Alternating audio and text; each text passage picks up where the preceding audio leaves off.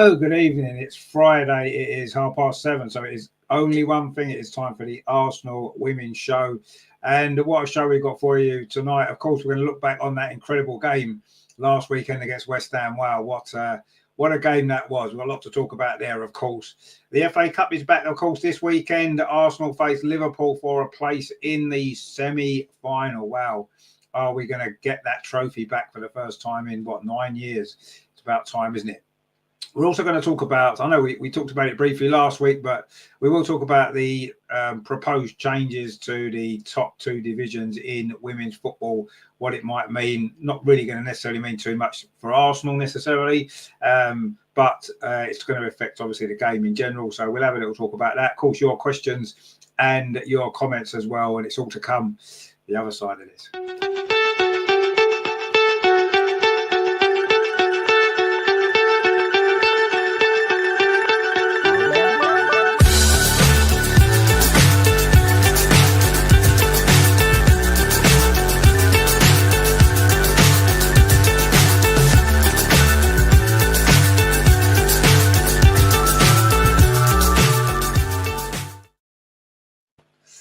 And of course, fresh from that fantastic game last weekend at Meadow Park, it is, of course, Andreas is with us. How are you? Must have enjoyed yourself last weekend.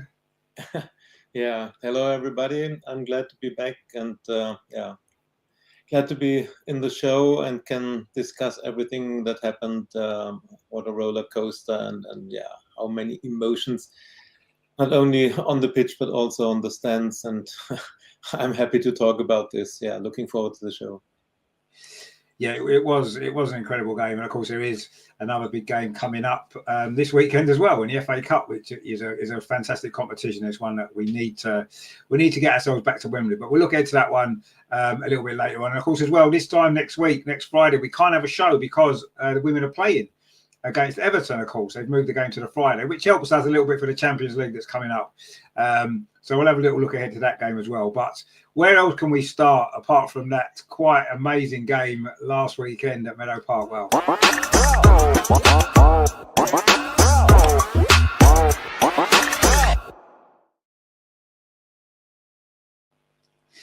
of course, Chloe Kelly got the headlines with her first goal since obviously re-signing for the club, and what a great goal it was. But I mean, this was a game that pretty much had everything, didn't it, that you could wish for in a game of football.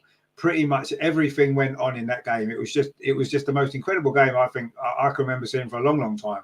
The way we started the game and we were behind, and it looked as though it wasn't going to be our day, and then we fought our way back, and then we were behind by 2 again. And I mean, to score those 3 goals in 6 minutes or whatever it was in that second half was just relentless pressure from Arsenal. And we saw what impressed me, and Rene mentioned it as well.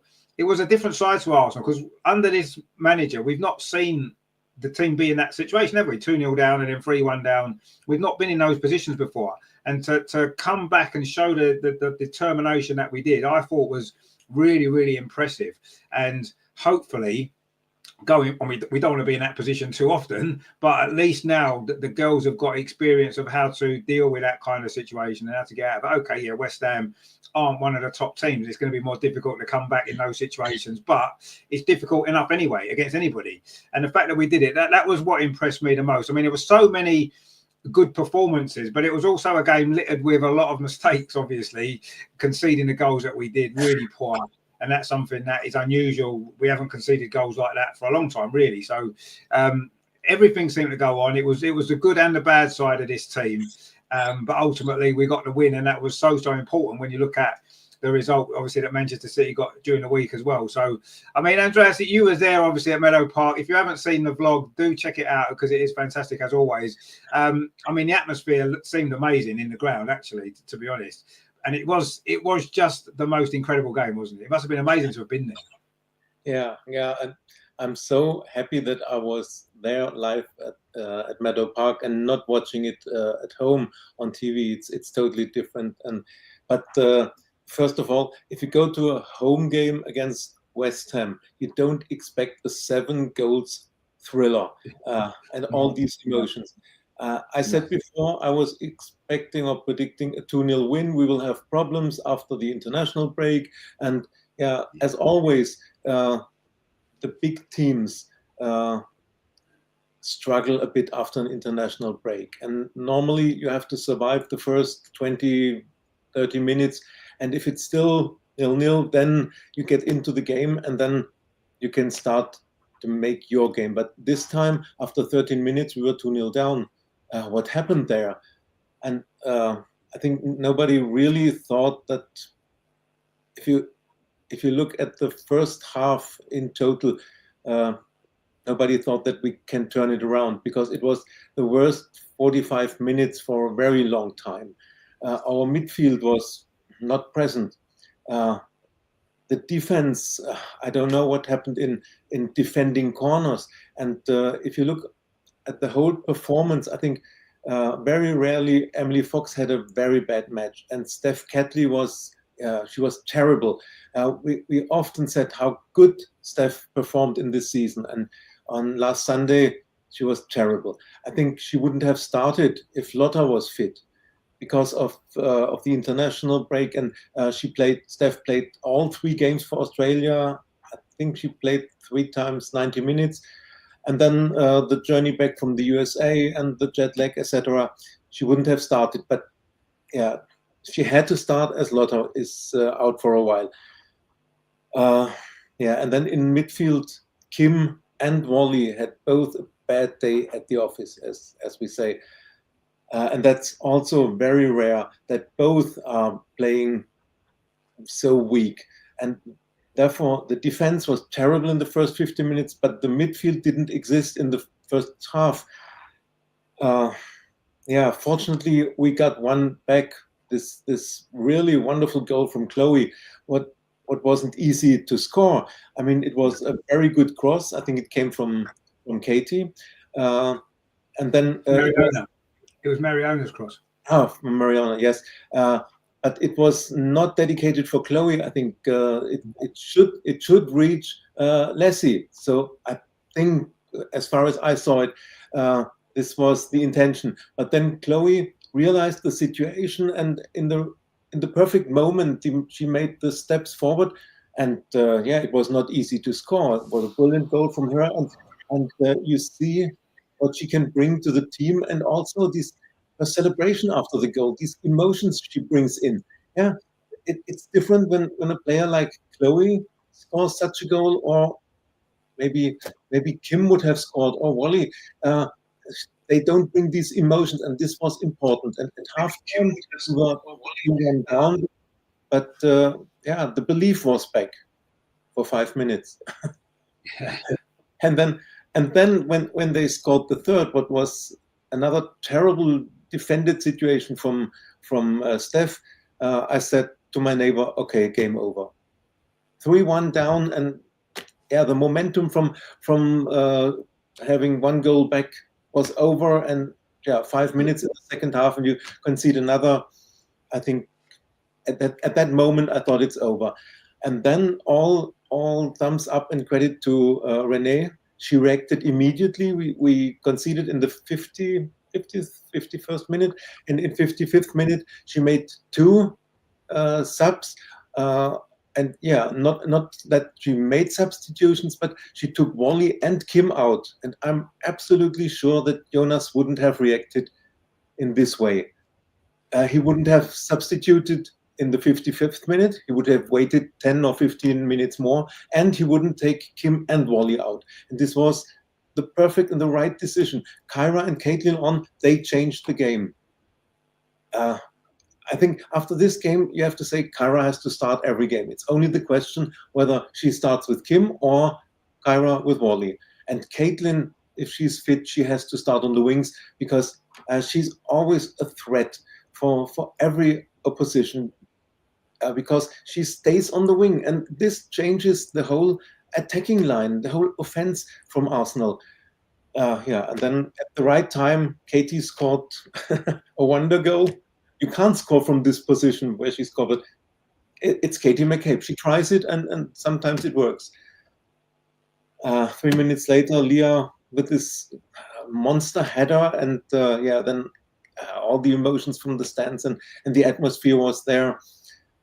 I think everybody believed then in the team, and the team itself, they believed they can turn it around.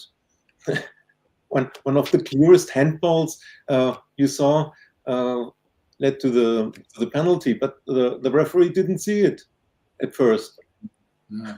Everybody shouted on the pitch. Everybody shouted handball, and it looked as if he would let the game continue. And then he made. I think his assistant called him and said handball. And on TV you could see she made like in volleyball or in netball. It was the clearest handball you could imagine. Yeah, and then 4-3, and we brought it home. And yeah, I think we will talk about the last 2 minutes or extra time later. Yeah, I mean, it was.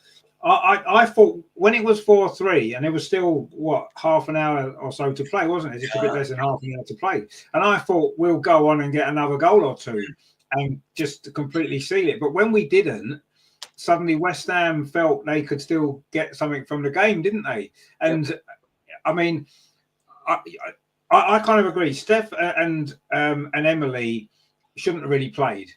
Because of the travelling that they'd done, you could see they were off the pace of the game right from the start. And maybe if we had other options, I mean, we do have other options, I suppose. But if we'd had maybe better options that were fit and ready to play, they probably wouldn't have started. And I think that did cost us pretty much all the goals that we conceded, really, when you look at it.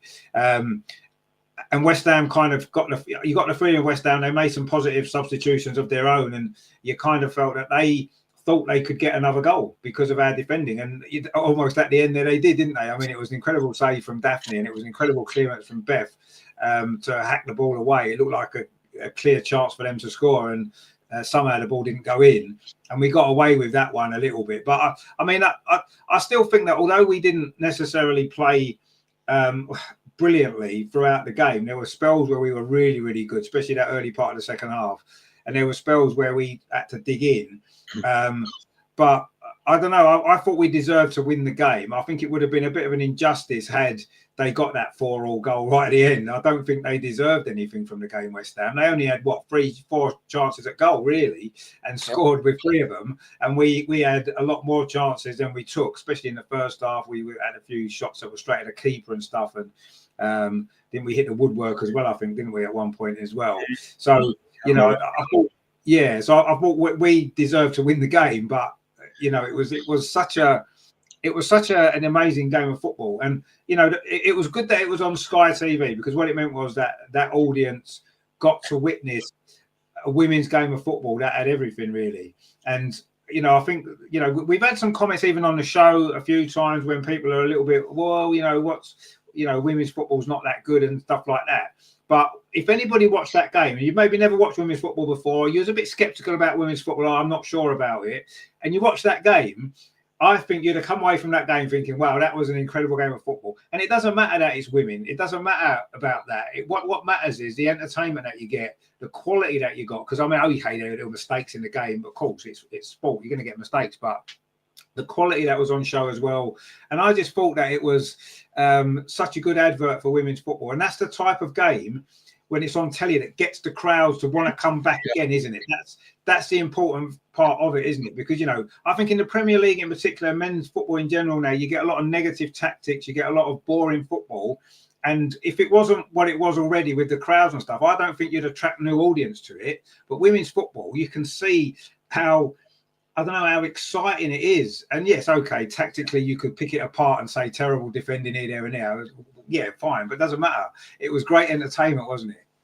It was exciting until the last second, until the final whistle. And after the 4-3, we had chances to score a 5th or 6th goal, and we should have scored to seal the deal.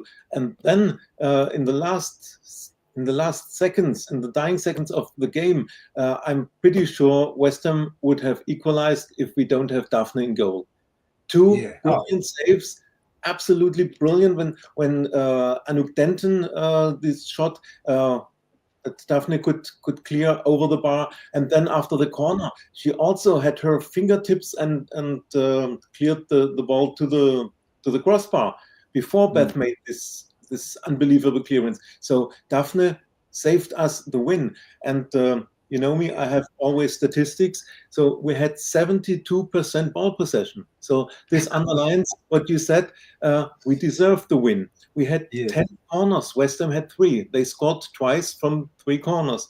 We had 24 to 11 shots in total and 13 to 7 shots on target. 13 shots on target. So this statistics all underline that we deserved the win, but in the end we were lucky to have Daphne in goal. She was together with Kyra and Caitlin and maybe Leah, who had also a good match. Daphne was one of our match winners, and fortunately she's our number 1 now. I mean, I've always known what a great goalkeeper she is and she can be. And, you know, every time she produces stuff like that, saves like that, I think to myself, wow, I'm so grateful that the club managed to get her, because she is a fantastic goalkeeper. And, you know, I saw some criticism of her for the second goal, I think it was in particular, where I didn't think I thought she was a bit unlucky because she saved the initial effort and it just kind of, she wasn't quite able to save the second one that came back in at her. But I don't know, she's, you know, sometimes, you know, we've let in some goals and you think, well, could she have saved it? But I think overall, you've got to look at it. The amount of time she saved us in games with crucial saves at crucial times, it's happened a lot this season, hasn't it? And that was obviously one of the best examples of it, because that gained us 2 points, and those 2 points may well prove to be absolutely important come the end of the season with the top 3, particularly, you know, those 2 points that she saved us there. And she's done it before a few times as well, not just in that game. But you're right, Daphne deserves a lot of credit for the performance that she gave. I mean, it seems strange, really, because for me, I thought Leah Williamson, that was her best performance for us for a long time. That was the Leah Williamson that we always knew. It's been in there, but hasn't really come out enough, certainly this season. So I thought that she was brilliant. Daphne was brilliant. And they're 2 defensive players, and yet we conceded 3 goals for the first time under Renee's since she's been manager. And yet had 2 of our best players on the day were 2 defensive players. It just seems strange, but that was the sort of game it was. Obviously, Chloe Kelly, we've got to talk about her. You know, she had a great game as well, didn't she? Let's be honest, she was fantastic. And I thought, you know, all the way through the game, she was a threat. She was, you know, she was working hard to win the ball. She had quality with the ball. Some of the balls she put in were great. The goal she got, as you said, the cross wasn't, I don't think it was initially meant for her, but she read it so well, didn't she? She made the run, got in between the defenders and finished it off brilliantly. A difficult chance. You know, you might look at it and think, well, she's close in, it's quite easy, but it wasn't. To keep that under control and stop it going over the bar was an incredible bit of skill, and that was a fantastic goal. And I thought that's, you know, that there was a few, you know, there's been some negativity around Chloe Kelly a little bit, you know, the signing of why have we signed a player like Chloe Kelly. We saw on Sunday why we signed a player like Chloe Kelly, because she's a great player that can be a game changer on her day. Absolutely she can. And I was glad that she had such a good game, because I really like Chloe Kelly and I think she's a good player. And I think hopefully now everybody can get behind her and say, you know what, if we've only got her till the end of the season, she's going to make a difference in the game she plays. And if we can hopefully get her permanently at the end of the season, then I think that's a good signing going forward for next year. I really do, because I think she's still a great player with a lot, and she's got a point to prove as well, hasn't she, with the Euros coming up and whatever. She wants to get in that squad for the final. So I think we've got nothing we've got nothing to lose and everything to gain from having her. And we saw on Sunday, when she's fired up like she is, and she's going to be now, she's a great player. And I thought her performance, I think the supporters club gave her a player of the match. The TV gave it to Leah Williamson. And, you know, as you said, Daphne was in with a shout. There was a few players. Caitlin Ford, who came off the bench, was brilliant. Kyra was brilliant. You know, there were so many good performances. It almost seemed strange that we played so badly for spells in that game. And yet so many players played well. It was that sort of a game. You can't understand it. It made no sense. None of it made sense, pretty much from the first few minutes when West Ham scored with their first attack, right the way down, like you said, to the final minute when we're scrambling the ball from outside, you know, from inside our 6-yard box. The whole game made no sense, but it doesn't matter because it was just fantastic and we got the win, so we don't care. But yeah, I mean, what did you make of Chloe Kelly? Obviously, seeing her play in the stadium must have been really, really exciting, because she looked like she had such a great game. Yeah, she had a very good game. And one thing is, when you have Chloe Kelly in your team, one thing is sure, she leaves her heart on the pitch. She does everything and fights for every inch on the pitch, and that's important. It's like we have with Katie McCabe. So these are the players. They fight for every inch, for every centimeter. They give everything in every tackle, in every situation. And this was important in such a match when you're 2-0 and 3-1 down. It's important to have such players. And of course, the emotions she shows, and she takes the supporters with her. That's very, very important. And besides this, she had a really good game. She was always dangerous on the wings, but also when she scored the goal, she reads the situation very well when she has to come in the middle.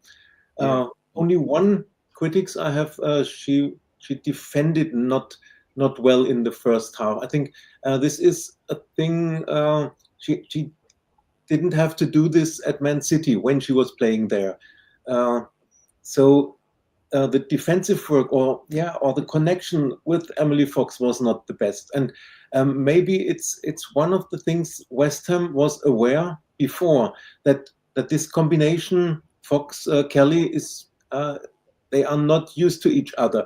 And so West Ham tried to overload us on their side. And when Emily has not her best day, and then she lacks the defensive work from the winger, from Chloe, then this created the difficult situations. But well, it was her first start, Chloe Kelly's first start after she signed. So of course it can't work everything. You can't do everything in training. You must this togetherness, this gale together, you must learn this in matches.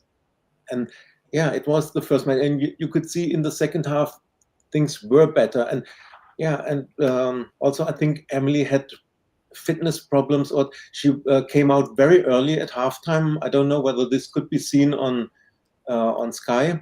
And she was sort of warming up while the other girls were still in the dressing room at halftime. So there was fitness issue for Emily. But back to Chloe, very, very good match. And she proved how important she can be. On Sunday, she will be cup-tied, I think. But for the next game away at Everton, she will be available again. And I think rotation is needed. And so far, it looks as if she can be important in the rest of the season, and she will get her minutes in the WSL. I'm pretty sure she will. And then let's see what happens. Let's see how Chloe will think about the situation, how Renee thinks at the end of the season, whether they think about a permanent signing. Let's see. But at the moment, we have her, and she can be very important for us. Yeah, absolutely. I agree. And what kind of? And I know Beth's been injured a little bit, hasn't she? She's had a little niggly injury and stuff, and she's not played that much lately. But I just felt in that game, and it's only one game. I'm not getting carried away or anything like that, but I thought Chloe looked more effective than Beth in that position on Sunday than Beth has done for quite a while. And you know, Beth always chipped in with a goal. Chloe chipped in with a goal. I kind of felt that overall she looked a little bit better in that position than Beth has done this season. Apart from the odd game here and there, Beth's done okay. But I don't know. I thought Chloe had more of an impact in that one game than Beth has for most games this season. I just felt that, and I feel as though maybe Beth's going to struggle to get a regular game in the WSL. Obviously she can play in the cup games because Chloe can't play, but I feel as though in the WSL Chloe's going to be almost like a first choice pick now after that performance, because it's the only competition she can play in anyway, so you might as well play her. We might as well play her in it because she can't play in the other games, and you can rest and rotate them. Beth can be rested for the cup games, and like you said, maybe Caitlin a little bit as well. We've got that option now. But yeah, I mean, I was really impressed with her, actually. I've got to be honest. I didn't really know what to expect. She's not played much football this season. I'm thinking, you know, is it a good signing? Is she ready to play at that level because she's not played but she showed exactly that she is ready and she can have an impact. And I'm really excited for the rest of the season when she's going to play, because I thought she was really, really good. And that's great, isn't it? We've got some comments in. Lethal Chicken says, good evening. What a game with West Ham, all the emotions it was. And Chloe Kelly, what an amazing game. Yeah, absolutely. Chloe Kelly, we just said there, was brilliant. Ian says, even it was a great game, a good win. Yeah, it was a good win in the end. We just got it over the line, didn't we? Fantastic stuff there. We've got a comment there from Iganoba says, Chelsea Man City played midweek. We did not play. Yeah, I mean, Lethal Chickens answered it there, because of course Chelsea and Man City are playing in the League Cup final next week. So they moved their games to get them played. Yeah, we're not in that, so that's fine. That was the issue there. Andy's well say doing it. Where's the boys and girls? Well, everybody's here. Greg's here now. He says, just listening about the game, which I felt we were lucky to win. We were poor. In spells we were poor, absolutely. We were poor in spells of the game, but I didn't think we were lucky to win. I thought we were, well, I mean, we were lucky in moments, I suppose, but I don't know. I thought we deserved to win overall. Terry's with us, of course. Terry is with us. How you doing, my friend? Good to see you. Hope you're well. Greg says, we were 2 yards short of pace and the team looked very tired. Yeah, I agree. I thought we did look tired, but that was the good thing about it was, despite the fact we were a little bit off the pace and we were tired and we were 2-0 down and then 3-1 down, we managed to find a way to win the game. And a lot of, like I think a few people have said before, under Jonas, would we have done that? I don't know. We've come back from behind before in games under Jonas and won, but in those set of circumstances, would we have done that under Jonas? I don't know. But that was what impressed me more. I mean, it's easy to say we didn't play very well. Yeah, we were off the pace, but we made mistakes. All this. Yeah, we did. And we were tired. Yes, we were. But we still found a way to come back and win the game. So that, to me, is a massive, massive positive. There's negatives, of course there is, but I thought I was more pleased with the reaction that we showed to all of the negative things that happened, and the fact that we were tired. We had nothing left to give in that game, and I think that's why West Ham almost snatched the goal at the end, because we were tired, mentally tired, physically tired. We had players that were struggling, but we got through, and I thought we did it as a team. Everybody worked hard at the end to get us over the line, and that's a positive. It is a positive. It might not have seemed it at the time. So there were some points in that game we were all pulling our hair out, scratching our heads, thinking, what on earth is going on? What are we doing? But ultimately, we got the job done, didn't we? And that's what matters. Ryan says, I have a clash. I'm listening to the Norwich game and the women's show. Well, okay. I hope Norwich are doing well for you. The second half was better than the first half. Yeah, well, by quite some distance from our perspective. Absolutely, yeah, of course. We got most of the goals in the second half, didn't we? Greg says possession means nothing. Stats mean nothing. Goals. Well, no, absolutely, and I agree. But the fact that we maybe that emphasises your point a bit, Greg. We had 72% possession in the game, and we almost win. And that is quite incredible, really, when you think about it. To have, that much possession, that's something that we need to improve our use of that possession a little bit more. I mean, we scored 4 goals, which is great.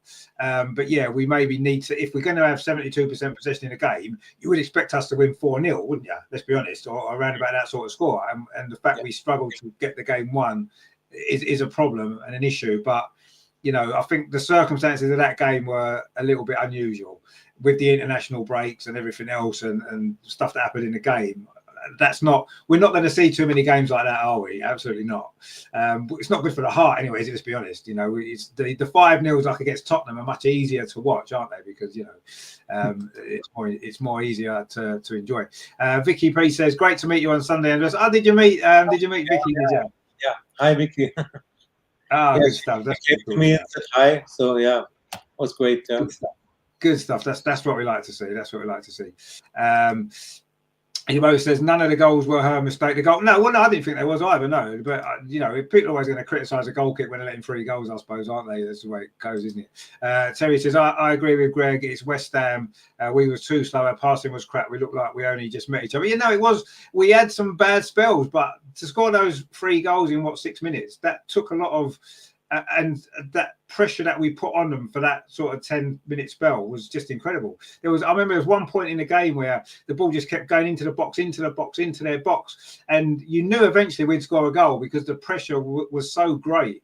And I thought, in all the circle, that was so good. Ryan there's obviously giving Daphne some flowers, which she deserves. Vicky says there, watch West Ham climb the table. Good business done by Skinner. Yeah, they got a good result, obviously, against Man City in the week as well, didn't they? They got a draw. And they were 1-0 down right at the end and got a late goal. So, yeah, I agree. I think West Ham looked a very good side.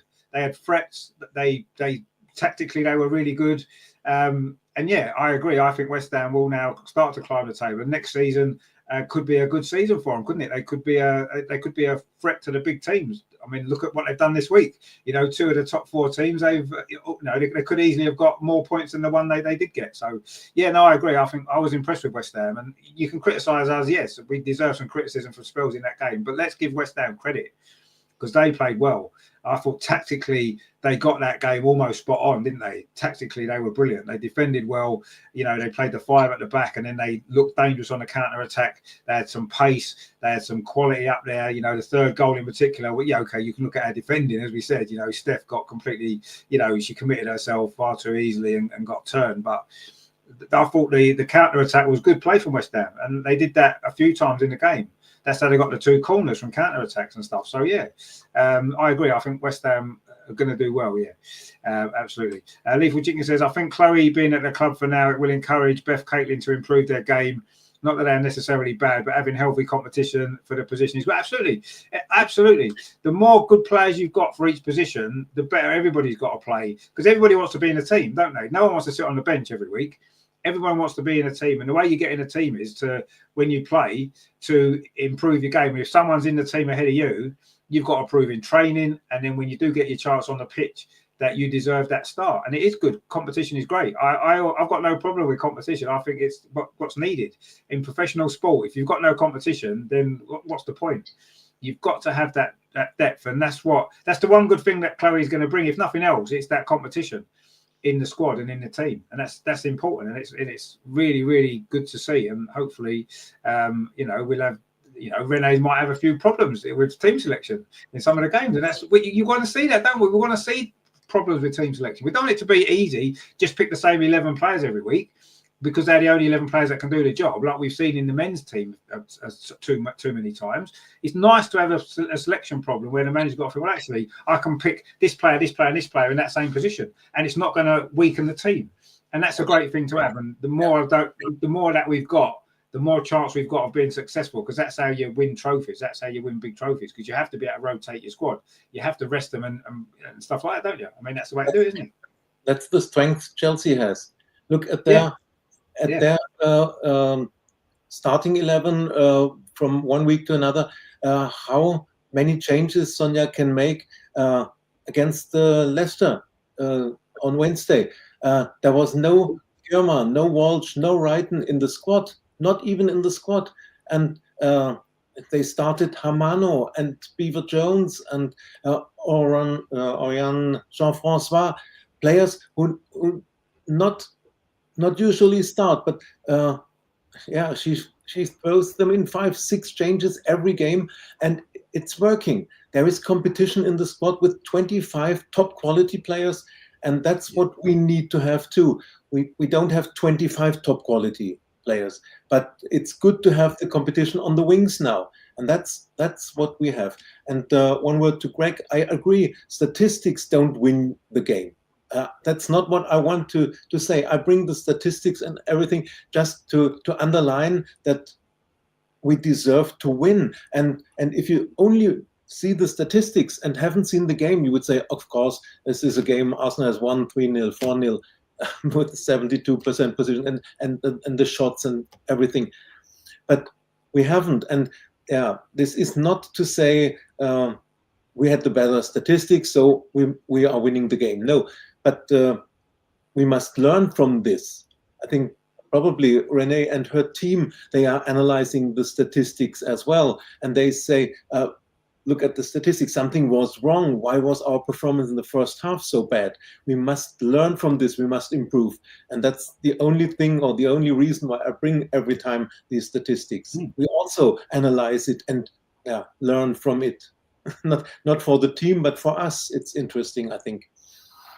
No, absolutely. I mean, I really like statistics anyway, and I don't necessarily think that it's what we should base all our opinions on. And I think you see a little bit too much out on social media. People go, oh, well, you know, how great are this team or that team due to these statistics and stuff. But I do think it is quite interesting, isn't it? You know, I didn't realise that 72% possession what we had in that game. I mean, obviously we dominated the ball as you'd have expected us to at home, but I wasn't expecting it to be that high. You know, I thought maybe 60% or so would have probably been what I would have expected. So it's quite interesting that actually it was that high, and the fact that we only scraped the win. That's an interesting comparison. It doesn't necessarily mean, you know, oh yeah, well 72% means we played really, really well. No, it doesn't. What it means is we had a lot of the ball and we only just scraped over the line. In some ways, you could say that's more of a concern. In this particular game. I don't think that it's not a theme that's happening regular, is it? Regularly we have more possession than the opposition in most games because we're a better team than most teams in the league, and you would expect that, and usually we're winning games more comfortably than that against teams like West Ham. But you know, in this particular game I thought the stats are very interesting actually, and it kind of goes to show, doesn't it, that sometimes the stats don't always tell the total complete story of a match. And that they certainly didn't in that game, because 72% possession and a 4-3 win that we scraped over the line doesn't really tell that story, does it really? So yeah, I mean, I like stats personally. I think they are interesting, but let's not base every single thing on. And I think too much coaching and stuff these days is maybe it's too statistical based, isn't it? Managers will buy a player based on their running stats or their passing stats. And I'm not saying ignore those stats. No, look at them, but don't base all your decisions on them. Look at other aspects as well. And the same with a team's performance. You know, having 72% possession is good because it means if we've got the ball, they haven't. But it's how you use that possession. And obviously we wasn't efficient enough with that on Sunday. And I'm sure Rene and the coaching team will analyse that and look to improve that going forward. And I'm sure that we will improve. We won't necessarily get more possession in the game, but I'm sure we'll be more efficient with the possession that we have than we were in that particular game for a majority of it, where we wasn't particularly efficient. And West Ham were with their 18% that they had, 28% sorry that they had. They were much more efficient with it because they scored 3 goals, could have scored another couple because they had some chances. So, you know, that's good on West Ham, I suppose, isn't it? The fact they didn't have much of the ball and they almost got a result against one of the top teams. So there you go. Greg says, if playing international football gives us tired players, I hope they all get dropped from their national teams. Well, yeah. I mean, I suppose that it affects everybody, doesn't it? Everybody's got international players now, some more than others. Obviously, we had a lot more than West Ham, and that's probably what had an impact in this game. But I think the players want to play international football. They love it, don't they? It's what they do it for. You want to represent your country because it's the biggest honour that you can have. So I don't want to see them drop from their national teams. I don't know how we can. I think maybe there's too many international breaks. They come round too quickly, and the travelling involved and the recovery time isn't enough. What might be a better idea is to have an international break. So you have one Saturday, one weekend with no games because there's an international break. They play international games midweek, then have another break the following weekend for people to recover and then play again. That might be a better option. And I know you could say it's going to extend the season, but it wouldn't necessarily, because you could maybe throw a midweek game in later on when there's no international break, maybe to compensate for that. Maybe, I don't know, but that might be a better bet to give them more of a recovery time after when they've travelled. That might be an option to do it, because I don't want to see them not play for their countries, but I don't want to see them coming back and being tired and costing us, you know, with mistakes and stuff. It's a tough balance, isn't it? Because I think international football is important in the women's game, a lot more important in the women's game than it is in the men's game. International football, absolutely it is, and I don't think we should make it become less important. But we need to find a balance that's going to help the players, because it's no good for their fitness long term, is it? If they keep traveling around the world, coming back, playing 2 days later, it's not good. It's not good for them. We have to look out for the players as well. So yeah, it's something that needs to be looked at. They're looking at reorganising the game. That's something they can look at as well, maybe, but they won't because there's too much money involved, obviously. Vicky says, Chloe Kelly was my player of the match. So much energy. The crowd love her. Some of our players were jet lagged. Yeah, of course, like they were. There's no doubt. And yeah, you're right about Chloe Kelly, of course. Baraz is in. How are you doing? Good to see you. And he says international hangover. Yeah, it was, and we've had a few of them, haven't we? Unfortunately, it's the way it is, isn't it? Lucky says their international games mid-season are a nightmare for all top teams. Yeah, they are. They are as things stand now. So if they maybe looked at a way to do it differently, that would give more rest and recovery time. Maybe it can still work. But yeah, at the moment, it's an absolute nightmare. Yeah, we always hear the struggle, don't we? And says, I enjoyed watching Chloe Kelly. Yeah, I think we all did. She was brilliant. She was an absolute joy. LG says, Russo was poor, and I'm a big fan of hers. Yeah, she was poor. Was that, again, an international thing? I don't know. I thought she was poor, yeah.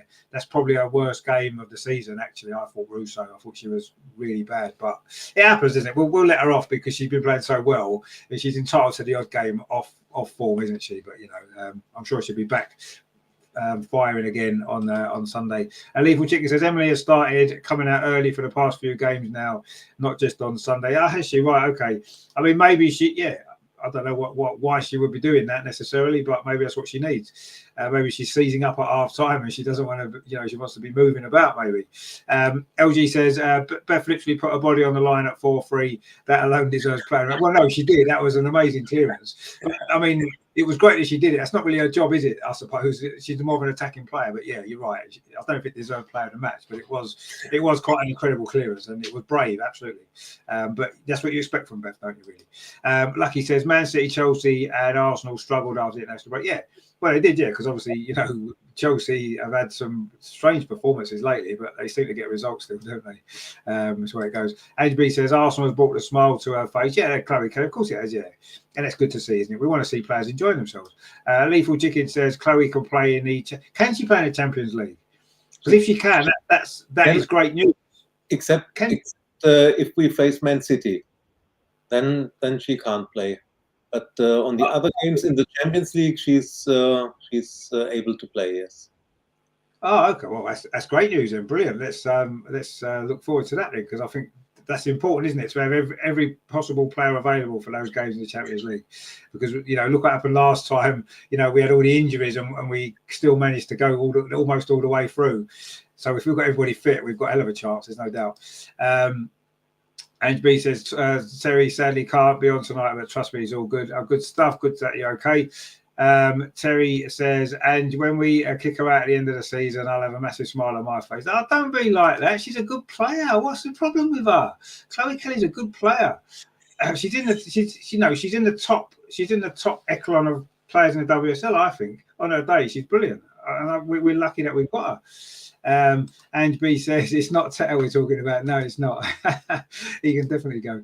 Gunnar 170 says, can Chloe Kelly play against Royal? Yeah, well, apparently she can. Yeah, that's what we're just hearing, which is great news, isn't it? So fantastic. Look forward to that. Terry says, let me guess, age, new TV, car sorted, and you've got loads of beer.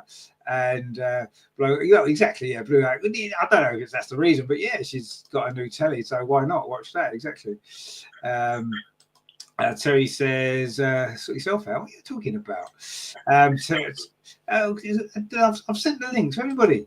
LG says, I wonder why Shakira Martinez never broke through at Frankfurt. She's too good. Yeah, she certainly was had a great game against us, but let's see how she gets on over the rest of the season.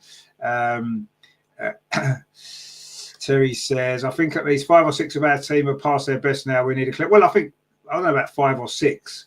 I'd say maybe 2 or 3, maybe. I won't say we necessarily need a clear out. I think we need a slight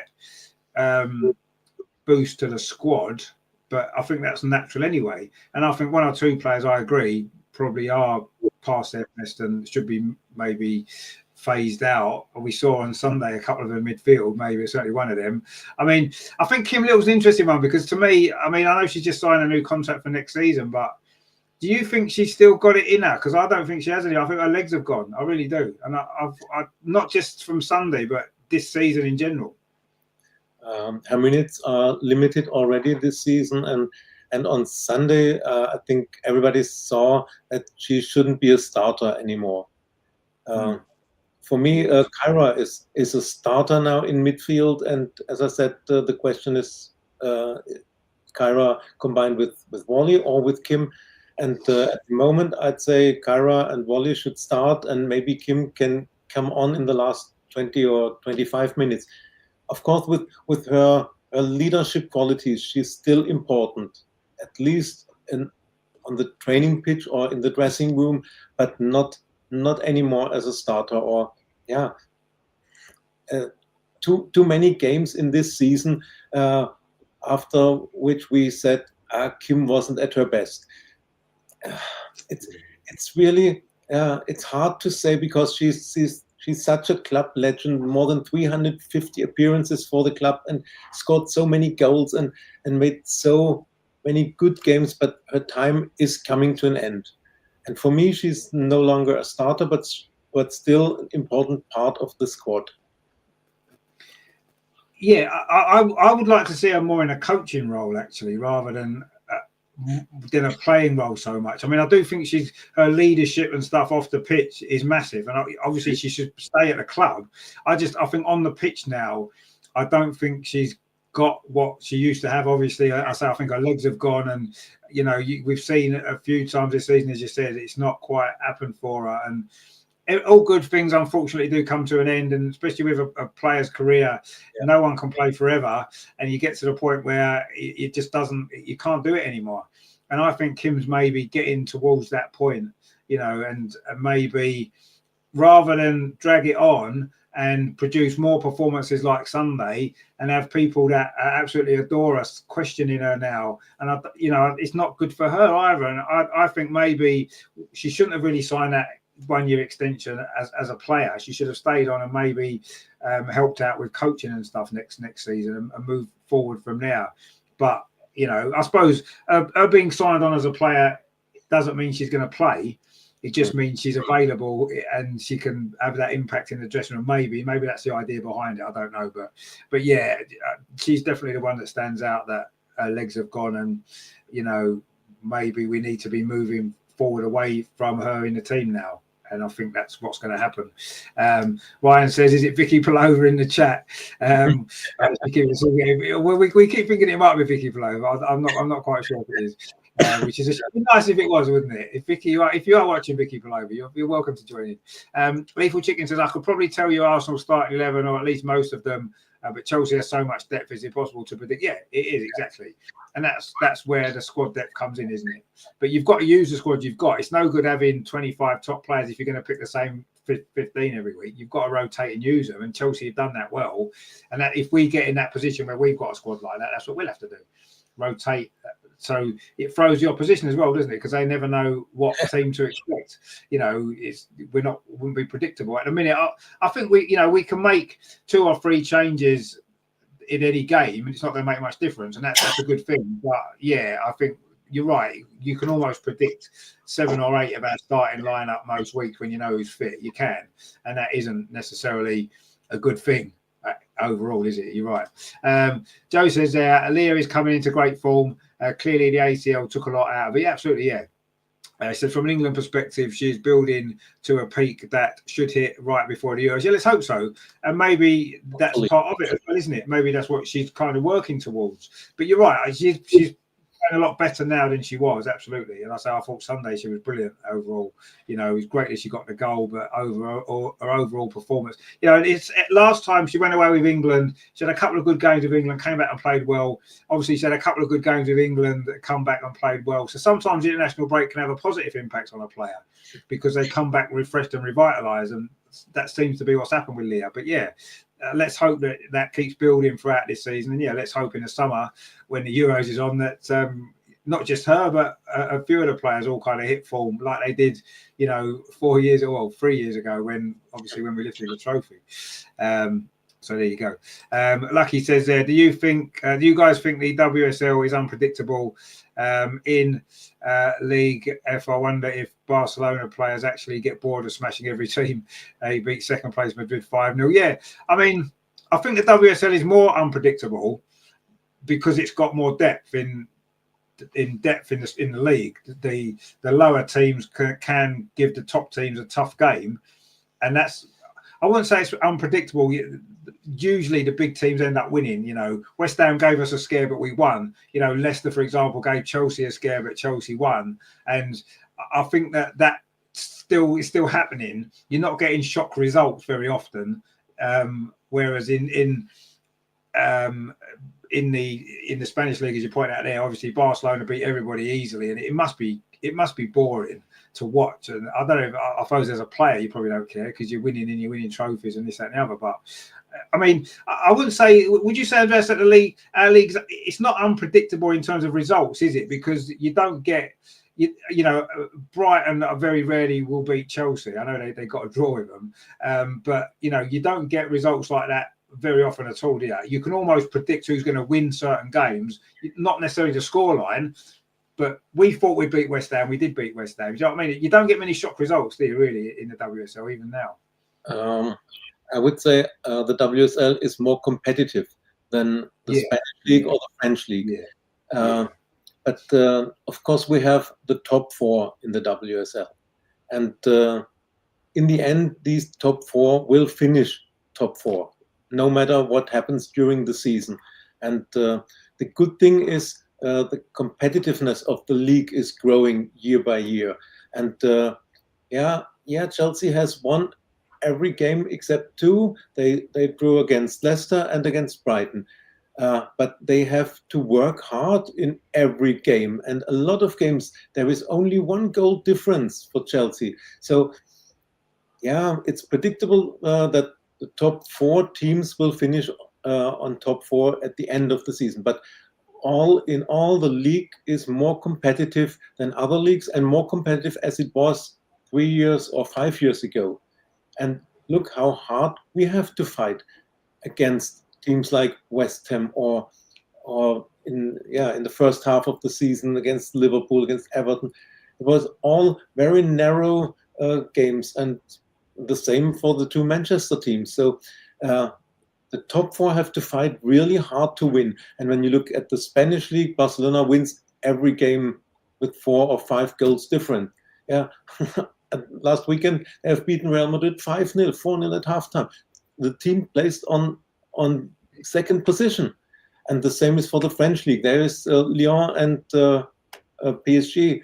They are winning everything, and they have 2 really competitive games every season. That's when they face each other. And in the WSL, there are very, very much or more games that are very competitive, and you have to fight and work really hard to win.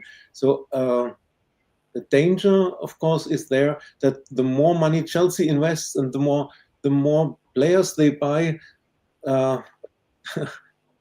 it's working against the competitiveness of the league. But so far, I'm satisfied how competitive the WSL is. Yeah, competitive is the word, definitely. It is more competitive, but we're still.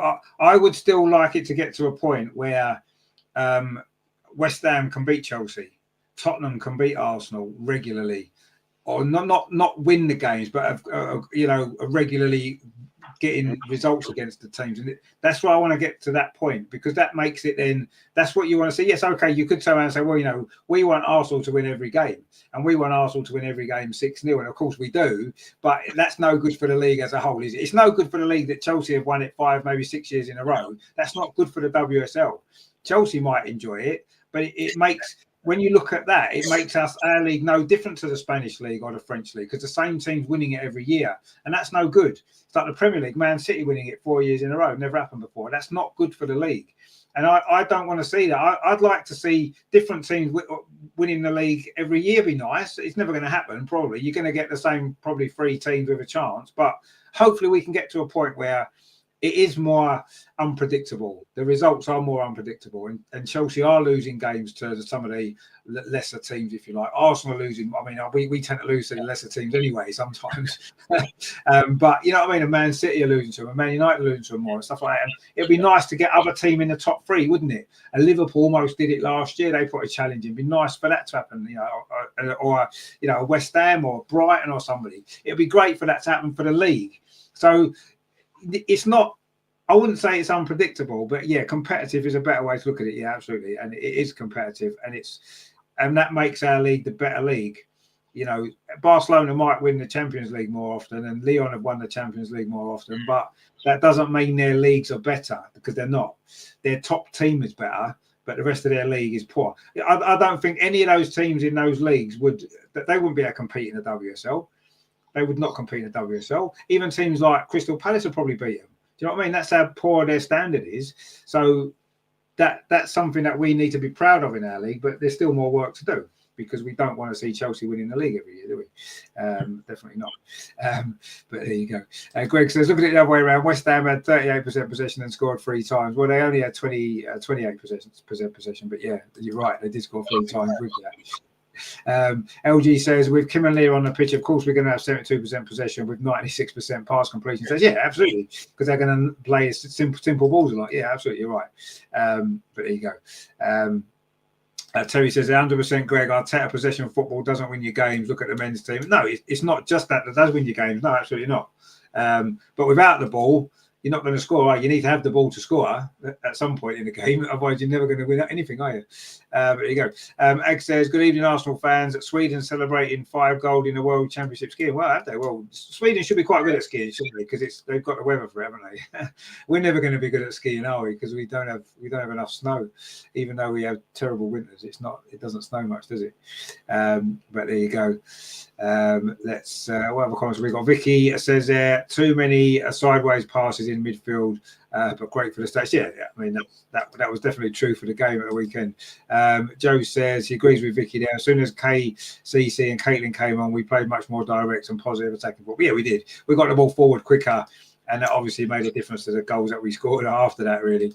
Lethal Chicken said, I think Kim has signed last season for Arsenal. I think she will retire, yeah, and then she'll go into coaching, I'm sure. Let's hope so anyway. Greg says, give Kim the job to look after Win. Well, yeah, maybe that might be a job for her in the future.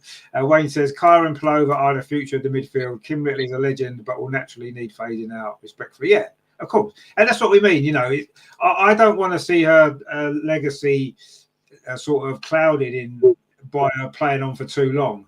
You've seen it happen with other players, and it's like I don't think that's doing them any favours. Sometimes you've got to be honest with yourself and say, you know what, maybe I want to bow out while I'm still at the top, rather than fading away, not in a great way, maybe. Terry says, Meadow, Kim, Walty, and all the Swedish players need to go. Remember, we're in a charity. I don't know about all the Swedish players. I think there's one Swedish player, maybe 2 that maybe can go. There's a couple we should keep, maybe. Lethal Chicken says, I think Arsenal are very fortunate to have so many good leaders. Absolutely, yeah, we are fortunate, yeah. I mean, we've got a captain ready and waiting already anyway, haven't we, in Leah? So that's not going to be a problem, and there's 1 or 2 others that can step up as well. So yeah, you're right, we are lucky. There you go. Terry says, I'm just a big puppy dog. Of course you are, Terry. We know that. Greg says, give Kim the job to look after Win and give the captain to Leah. Well, yeah, exactly. Yeah, I mean, Leah should be captain anyway, really, now. But there you go. Vicky says, KCC was a game changer. Yeah, she absolutely was. Absolutely was. Ange B says, Captain Kimmy, God bless her wee legs. Yeah, exactly. They're running out of sort of steam now, aren't they? Unfortunately. But there you go. And says Kim loves the club so much, but yes, coach him. Right? Yeah, that's what I think so. Terry says fans need to fall in love with Arsenal, not the players or crap managers. That's our biggest problem. Well, I think you've got to love some of the players as well, but yeah, the club is the most important thing, because players, managers come and go, but the clubs remains and the fans remain. So yeah, absolutely, don't get too attached to individual people. Maybe get attached to the dog, because the dog's quite sweet and all that, but don't get attached to individual players, because they come and go. Absolutely. Just love them while they're here and enjoy them while they're here, and then when they go, they move on, and we move on and enjoy someone else. That's how it works, isn't it? You hear a comment quite a lot, don't you, from managers who's when they're asked about, well, what's the injury situation? Is this player fit? Is that player fit? I mean, well, let's focus on the players that can play. That's what you need to worry about. Don't worry about the players that can't play. Don't worry about the players who have left. Focus on the players that are there and are playing. They're what matters, not anything else. But there you go. LG says, bring back Joe Montemurro. We won 4-0 every week. We didn't win 4-0 every week, did we? But it was quite a lot of fun at times, wasn't it, under Joe Montemurro, let's be honest. Joe says, what do we do about goalkeepers? Manu is not good enough. So who steps in if DVD gets injured? We need a class goalie. Yeah, I mean, at the moment, I think Manu obviously will play because she's played in the cup games and stuff. So I think if she got injured, if Daphne gets injured now, Manu would play. But I think you're right, going forward, we need a better backup goalkeeper now. Absolutely, we do. Is Naomi Williams ready to step up? Probably not. Not seen enough of her, to be honest. She played in that American game, didn't she, in America pre-season, and she did all right. But I think we need, I don't know if we need a class goalie. It's difficult for a number 2 goalkeeper, isn't it? Because they very rarely play. But you don't want a number 2 goalkeeper who's not good enough. You know, I would have been quite happy if we'd kept Sabrina, because she'd have been a great number 2 goalkeeper with Daphne. That'd have been 2 good goalkeepers to have, wouldn't it? But unfortunately, she wasn't prepared to keep waiting and waiting for it. You can understand why. But yeah, a number 2, it's a difficult one, isn't it, Andreas? A number 2 goalkeeper, because they want to be playing, and you're not going to have a top goalkeeper as a number 2, are you? You're just not going to have it. It's not going to happen. No one does. No, that's a difficult situation for every top team.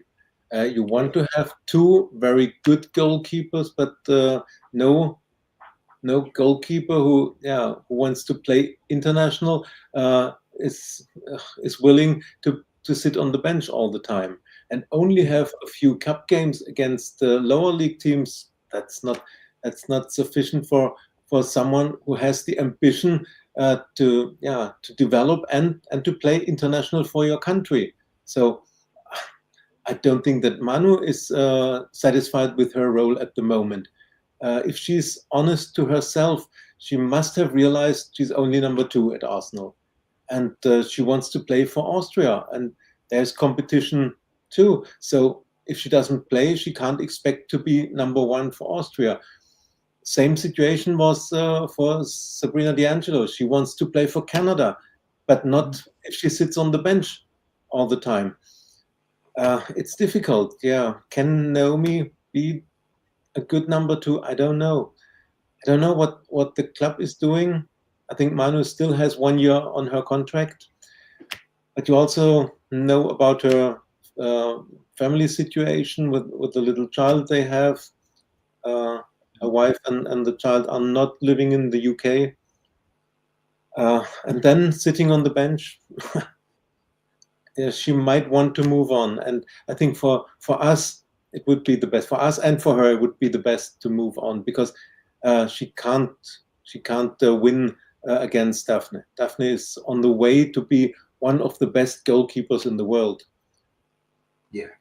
Absolutely. Yeah, it will be difficult to find someone who is willing to sit on the bench, a younger goalkeeper, but Daphne is still 24. I think maybe she went 25 this week, but she's still young. And if you get a talented goalkeeper, 21, 22 years old, who is willing to learn for the next 2 seasons or so, but maybe Naomi can be the solution. I don't know. It's difficult.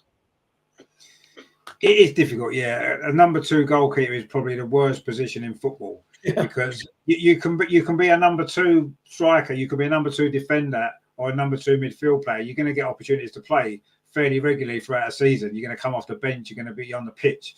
If you're a number 2 goalkeeper, you're not going to get to play very much, are you? And it's the worst job in football, apart from probably cleaning the changing rooms and stuff. But it's certainly one of the worst jobs, isn't it? And it is difficult, but we can't complain too much at the moment, because our number 1 goalkeeper is very, very good, one of the best there is. And at the moment, we've got a backup who can do a job. You know, Manu's not really let us down this season when she's played. We know her faults, and we know that she's not the answer long term. And as Andreas rightly said, she might well leave anyway at the end of the season. So it's something the club will have to look at, I think, in the summer, reassess that situation with a goalkeeper, backup goalkeeper, and see, or will they put faith in Naomi? Maybe they will.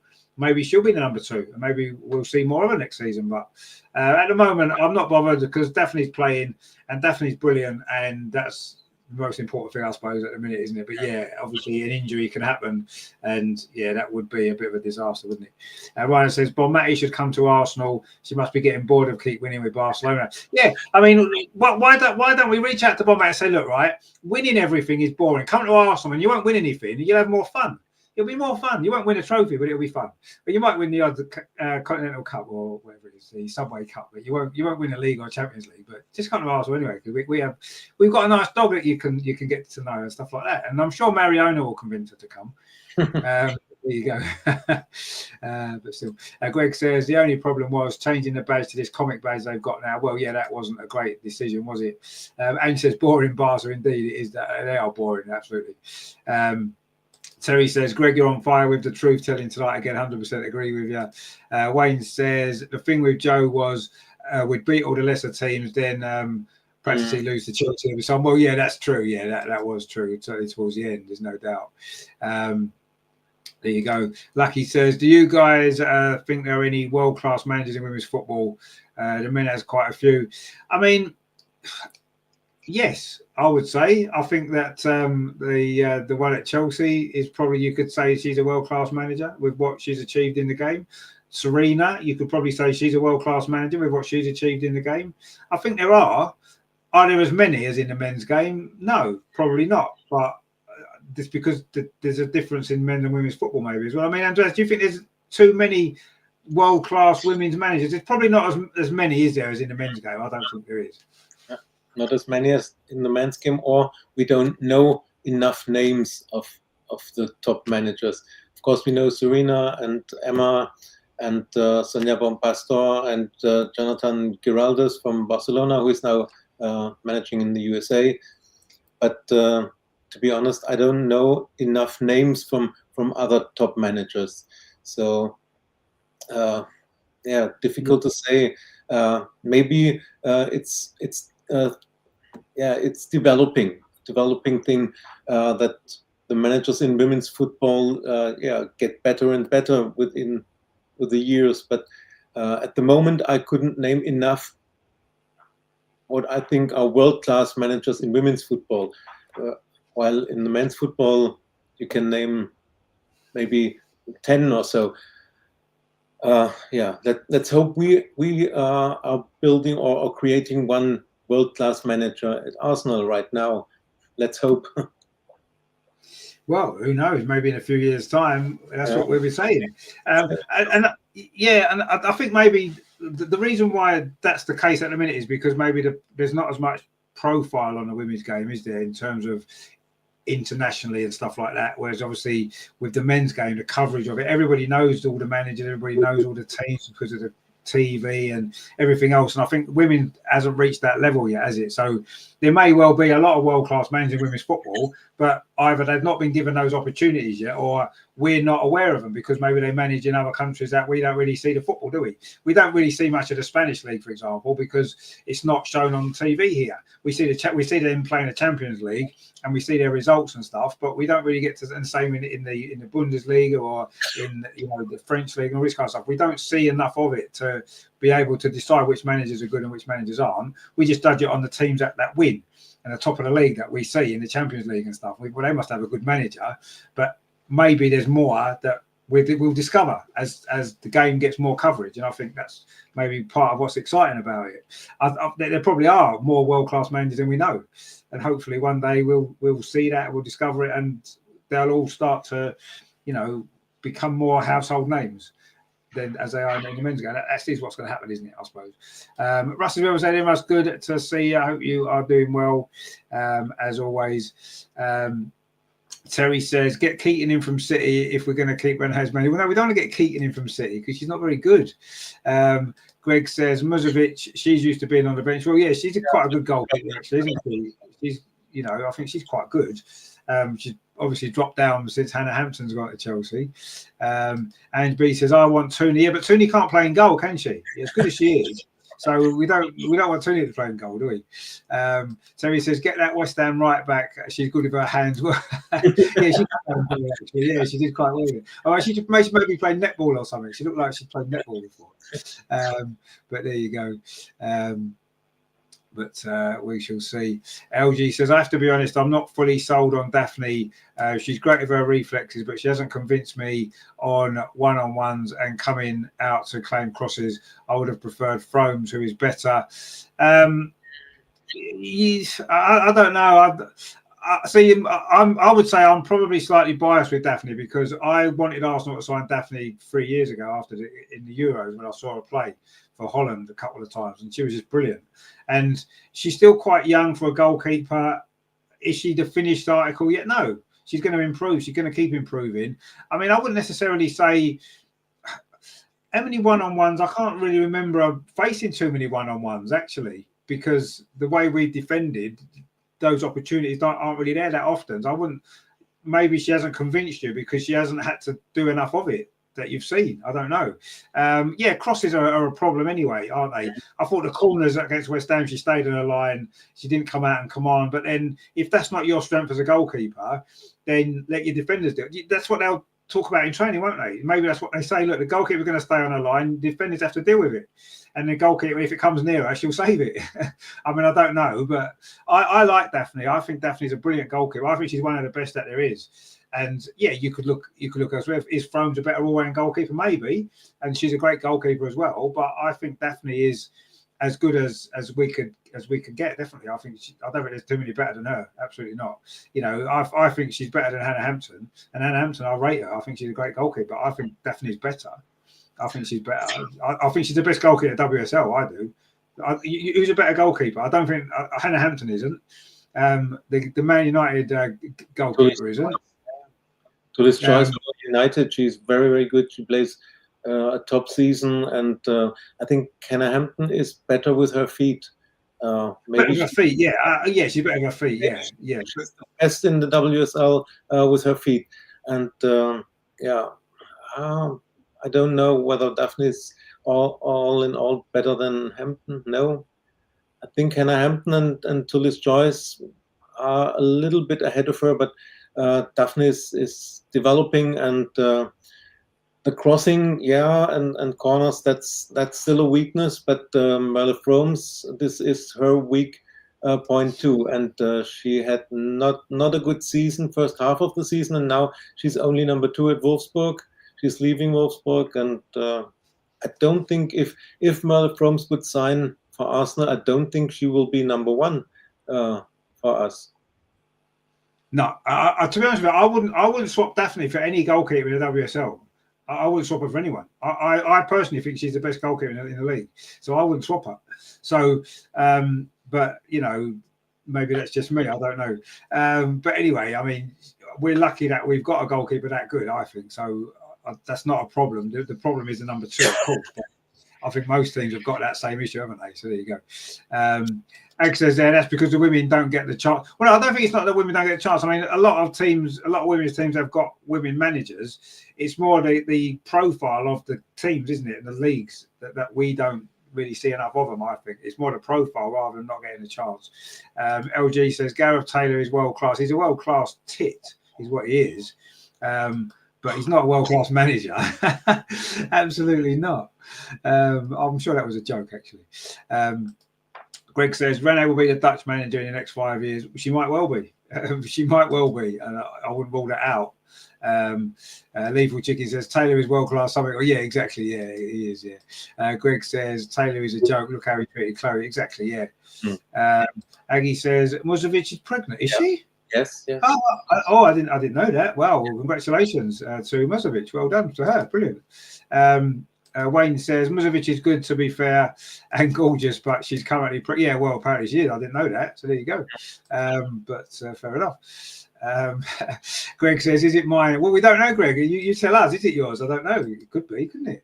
But I'm not sure. Lucky says, "What can you do about goalkeepers going down?"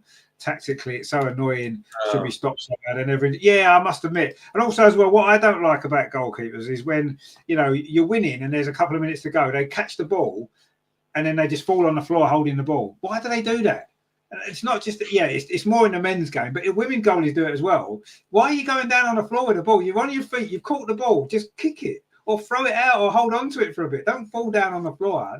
That's annoys me the most. The injury thing's a bit different.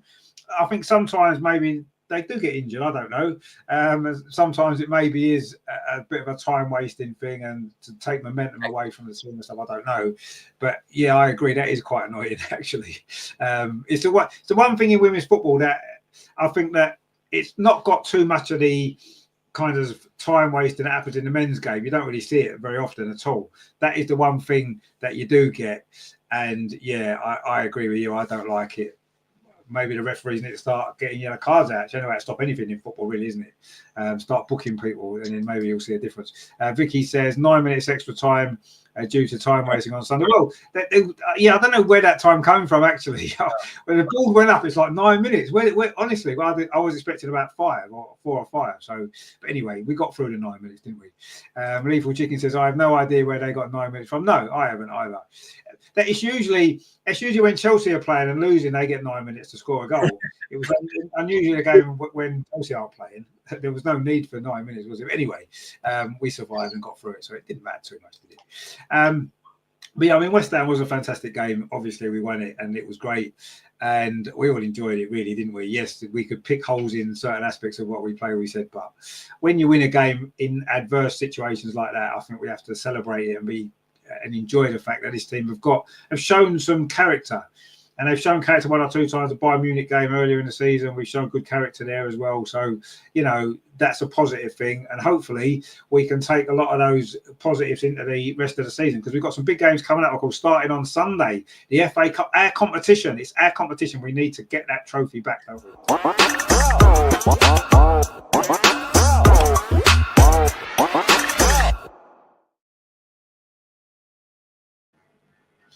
So, of course, Liverpool without a manager. Of course, Matt Beard is no longer there. That was a bit of a shock, wasn't it, last week? So they've got a few issues, I suppose, internally at the club by the look of it. And that could work in our favour anyway. It could be a good time to play them maybe. But I don't think we need to worry too much about Liverpool. It's all about how we play on the day, because if we play anywhere near our top level, we should be too good for Liverpool and we should go through to the semi-final. Never take anything for granted in football. I certainly never do. We saw that last week, didn't we? We were 2-0 down in no time. But I expect us to go through. And I expect there to be a few changes to the team lineup maybe as well. Obviously, Chloe Kelly can't play anyway, so she'll definitely not be in the team. But I think there might be 1 or 2 other changes. I mean, Andreas, what are you anticipating for this game? Obviously, you're flying over tomorrow for the game. What are you kind of expecting in the game tomorrow, on Sunday, sorry? It's a total different situation because it's a cup game, it's knockout, and as we say, it's do or die. There's no draw possible. Either you win or you're out. So Liverpool can't play a low block for 90 minutes or only defend and wait. They can't rely on extra time or the penalty shootouts. So it will be an open game, I hope, and this will work in our favor. I hope so. Changes in the lineup, yes, I expect Kyra to start and Caitlin to start, and as Chloe is cup tied, so maybe Beth, if she's fit, will get a chance. The rest is predictable in our team. No more changes, and we have the better squad, the better team. I looked at Liverpool season so far, or in 2025, they beaten Brighton 2-1, West Ham and Palace each 1-0. Of course, this West Ham and Palace are games they should win, yes, but Brighton 2-1, no, not the worst result. And a few names. They have Rachel Laws in goal. I remember that she was very good against us 1 or 2 seasons ago. In defense, Grace Fisk, we know Gemma Bonner. Then they have 2 loanees from Chelsea, Alejandra Bernabé, a Spanish player, and Julia Bartel, also on loan from Chelsea. Then they have Sam Kerr, not not the Sam Kerr from Chelsea, but the Scottish Sam Kerr, who is on loan from Bayern Munich, a good defensive midfielder. And in the offense, Olivia Smith, very good striker. Yes. But I think this was one of the mistakes Liverpool made in the transfer window last summer. They threw all the money on Olivia Smith to get her, and they forgot to sign more depth for the squad. And that's what didn't work out. Then they had a few injuries, and now they sacked the manager, or did he retire by himself? It's not quite clear. But it's a bad moment to change manager in the middle of the second half of the season. Of course, they are hoping for a Renee effect now with an interim manager, female interim manager. But anyway, we are at home at Meadow Park, and yeah, the crowd will be behind the team, and there will be a strong atmosphere. Yeah, and we saw how motivated our team is, and I think everybody wants to go to the next round. Everybody has Wembley in mind, and to reach Wembley, we first have to beat Liverpool. I'm expecting us to win, and my prediction is once again 2-0. There must be a game when we win 2-0. I say it every time, so there will be a game when we will win 2-0, and let's hope it's in normal time, that we don't need extra time, and of course better for everybody's hearts and blood pressure not to go into a penalty shootout. Please not. No, we don't want none of that. We don't really want extra time, because we've got a lot of games coming up, big games in the next couple of weeks. It'd be nice not to have to go through extra time anyway. But if we turn up with anywhere near our best sort of form, we will be too strong for Liverpool, I'm sure. But no, you're right. They've had some half decent results. They're doing okay, aren't they? They're always a difficult team to play against. You're never going to beat them 6 or 7-0, are you? It's always going to be a difficult game, and I'm sure it's going to be a difficult game on Sunday, absolutely. And I'll say it every week. It's a cup game more so than ever. Let's just win. If it's 1-0, 2-1, if it's a scrappy result, it doesn't matter in the cup. All it matters is going through, especially at this stage of the tournament. You look at the teams that's left in it. You look at the draw. It's going to be probably tough in the semi-final, because it's going to probably be the top 4 teams in the semi-final, isn't it? That's how the draw's kind of worked out. You expect them all to go through. I do. So it's going to be a tough semi-final, but you're going to have to beat the good teams at some point if you're going to lift the cup, aren't you? 1 or 2 of them. So let's embrace it. Let's turn up on Sunday. Let's put in a performance. And I think you're right. I think losing the League Cup game that we did a few weeks ago, now suddenly the FA Cup, I think even more focus. Everybody wants to win that now. We know what it's like to win a cup now. Last couple of seasons, we've got experience of that. We want to do it again, and obviously the FA Cup's the one to win, isn't it? Because it's a trip to Wembley, and it's even better, isn't it? Than the League Cup was great, but the FA Cup would just be something different again. So let's do it. We've got to get past Liverpool first. We can't look too far ahead, can we? If we want to be at Wembley in May, we've got to beat Liverpool now on Sunday, and then we can deal with a semi-final, whoever it is that we get against. But let's win that game first, because that's the most important thing. So all we can do, isn't it? Lethal Chicken says, I think the team will have had a reality check from last week and bring their A game on Sunday. Yeah, hopefully you're right. I agree. Maybe the lessons that we've learned from that game, we can put to good use, can't we, on Sunday, and hopefully we won't make those same mistakes again, and we can get through with a little bit less stress than we suffered last week. Terry says, should make goalkeepers leave the pitch if they're injured. That was well, it would do. Yeah, exactly. Play on. Don't worry. They'll soon come back on, won't they? They won't roll around pretending to be injured if the game carries on. Lucky says Smith is very good. Yeah, no, she's a very good player, Lily Smith. Yeah, absolutely she is. Greg says Manu will start, which will give the game a bit of jeopardy. Well, no, that's true. It might well give the game a bit of jeopardy. Yeah. Lucky says, bet we get Chelsea in the semi. Well, let's assume we've got to get through first. Let's not take it for granted. If we do get through, then on Sunday we'll talk about whether we might get Chelsea in the semi-final. They might get knocked out. Who knows? Maybe Crystal Palace will beat them. Who knows? We said we don't have many shock results in women's football. Maybe this is a chance in the cup for Crystal Palace to beat Chelsea. Who knows? That'd be great, wouldn't it? There you go. Terry says they don't want the Renee effect. They was already playing rubbish football. They were doing all right, actually. Greg says 5-1. Our defence needs tightening up. Well, 5-1 would be fantastic. I'm not sure if it's going to quite work like that, but who knows? Ryan says, not sure if Manu will play if we are serious about winning the cup. I mean, I don't know. She's probably not going to play in the Champions League game coming up, you wouldn't imagine. So maybe she will play. I wouldn't be surprised if she does play, actually. I think she probably will. LG says, Olivia Smith was linked to Arsenal before Liverpool. We should have signed her. Always gets fouled, meaning she's a handful for defenders. No, she is. She's a good player. I didn't realise she was linked to Arsenal, actually. But, yeah, she'd been a good signing. She maybe will in the future. Joe says, with Kelly, Mead and Ford on the wings, where do we play Mariona instead of Frida? Yeah, I would say probably more centrally, yeah. If that's how we set up, I would say that's probably a good place for her to play, isn't it? She's played well there, hasn't she, in that sort of number 10 position, if you like. But, yeah, we'll see, yeah. Unless Mariona maybe gets rested. Who knows? I wouldn't have thought so. LG says, Chelsea will get Man City in the semi-finals. They'll play each other 5 times in a month. Yeah, that would be good, wouldn't it? That would be good. I'm sick of playing each other. And then obviously, if that was the case, we'll probably obviously get Man U, assuming that we both go through, which I wouldn't mind. I think we can beat Man U. I think we can beat Man City in the semi-final, actually. And we can probably beat Chelsea. Let's be honest, we've played them twice, and we're unfortunate to lose both of those games in different reasons. So I wouldn't necessarily mind playing Chelsea again, because I think we can get our revenge, because we were close to beating them on both occasions. So who knows? Greg says, let's hope Palova gets some minutes. Yeah, I'm sure she'll get some minutes on Sunday. I don't think she'll start. I don't think she's ready to start.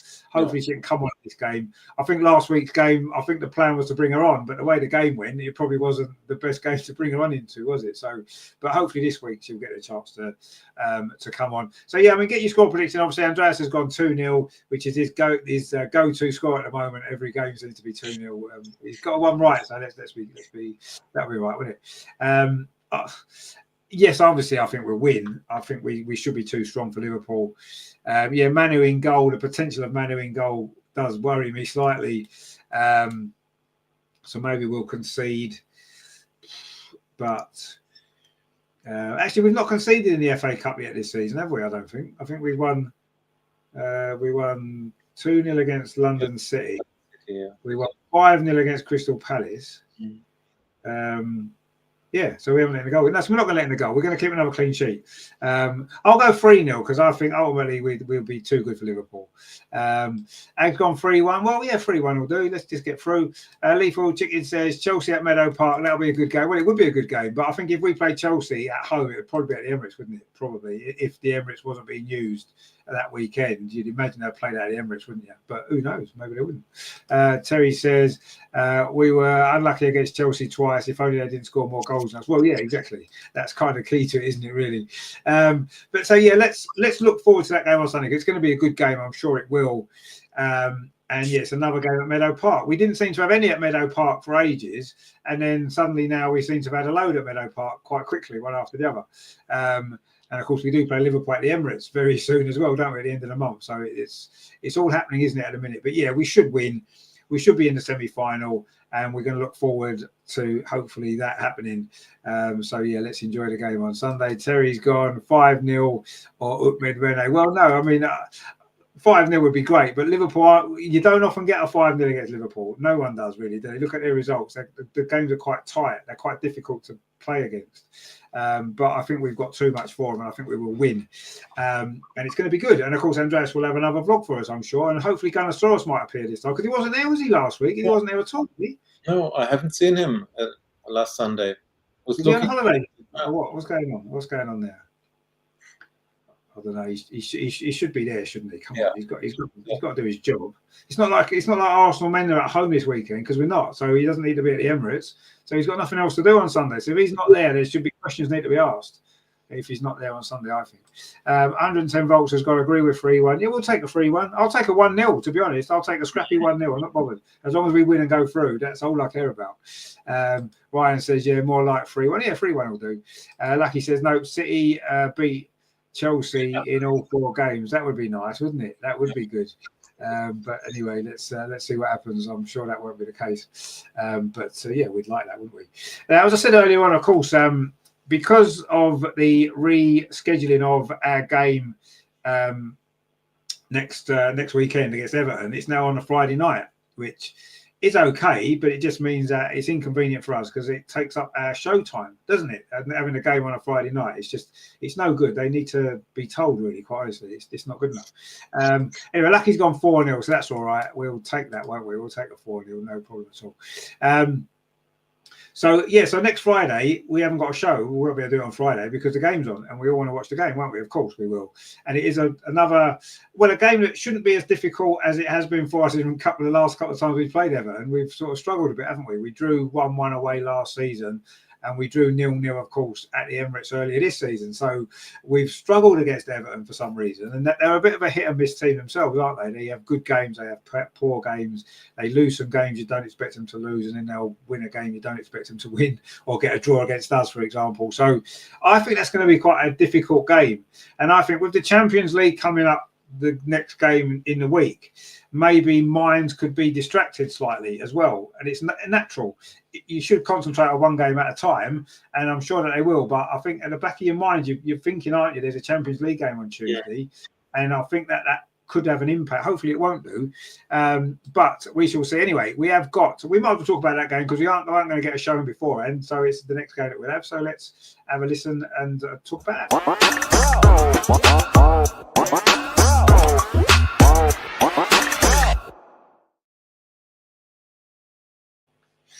So having a way I say, last season we thought we'd won when Leslie scored with about 5 minutes to go, and then of course in the end Everton scored that goal right at the end, didn't they? Almost last seconds of the game, the teenager scored, and of course I say at the Emirates we just were really poor that day, wasn't we? We couldn't get the breakthrough, and that was of course one of Jonas's last matches. Of course, that was right near the very end of his time. But you know, things have changed obviously since then. We're playing with a lot more confidence now.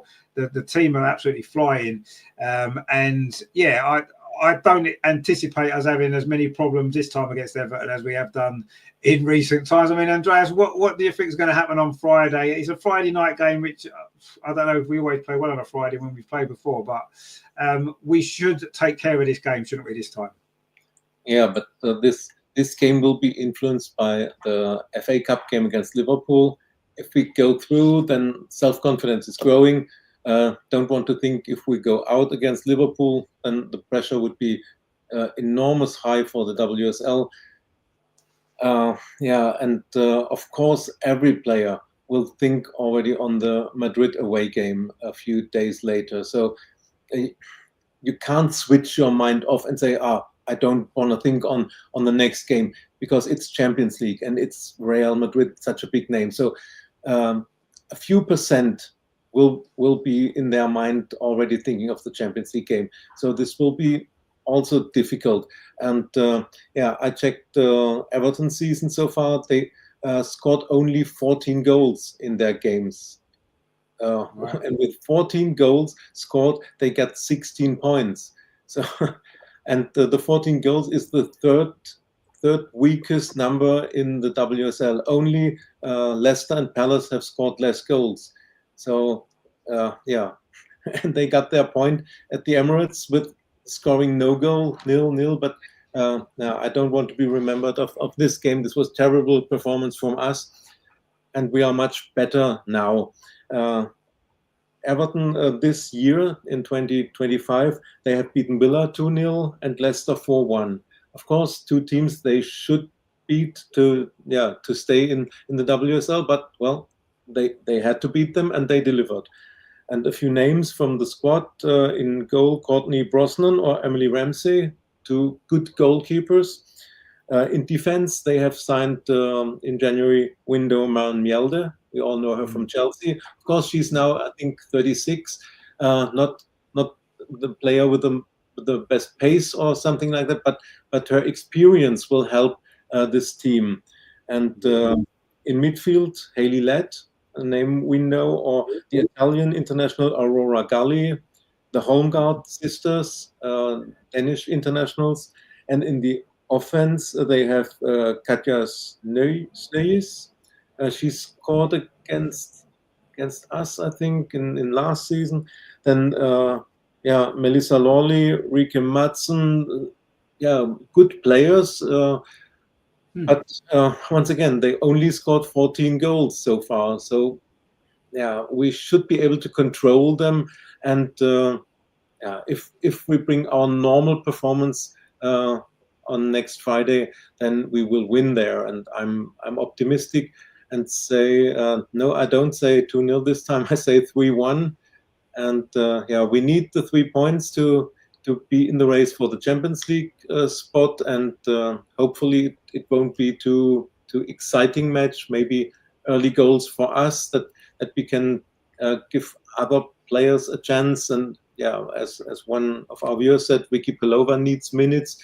So hopefully against Liverpool or Everton, when the game is already settled and we are on the winning way, that she can get minutes. A bit of rotation against Everton, hopefully possible, because we all think on the Madrid game a few days later. Yeah, I say we win 3-1 and get the 3 points. Job done. Let's hope it will come this way. Yeah, I mean, at the moment we just need to keep winning, don't we, in all the competitions? And yeah, I think the Everton game is gonna be tough because we've struggled against them recently anyway. And like you said, we've got the Champions League game the Tuesday after, and I do think that is a distraction. I mean, it's a big distraction, and it's a massive game. And of course, the players are going to have it on their mind a little bit. Of course, they are. We are as fans as well. We're looking forward to it. It's going to be fantastic. But we have got these 2 games to come first, and we need positive results in both of them. I do think that we should be able to deal with Everton this time. I'd say the set of circumstances around the first game at the Emirates were not great for us, really. And we did struggle a lot in that game. And I think last season's game away, I don't know what the problem was, actually. We just found that game really difficult, didn't we? We had to struggle to get into the lead late on, and then, of course, we threw it away right at the end. So that was frustrating. But I don't expect anything like that this time.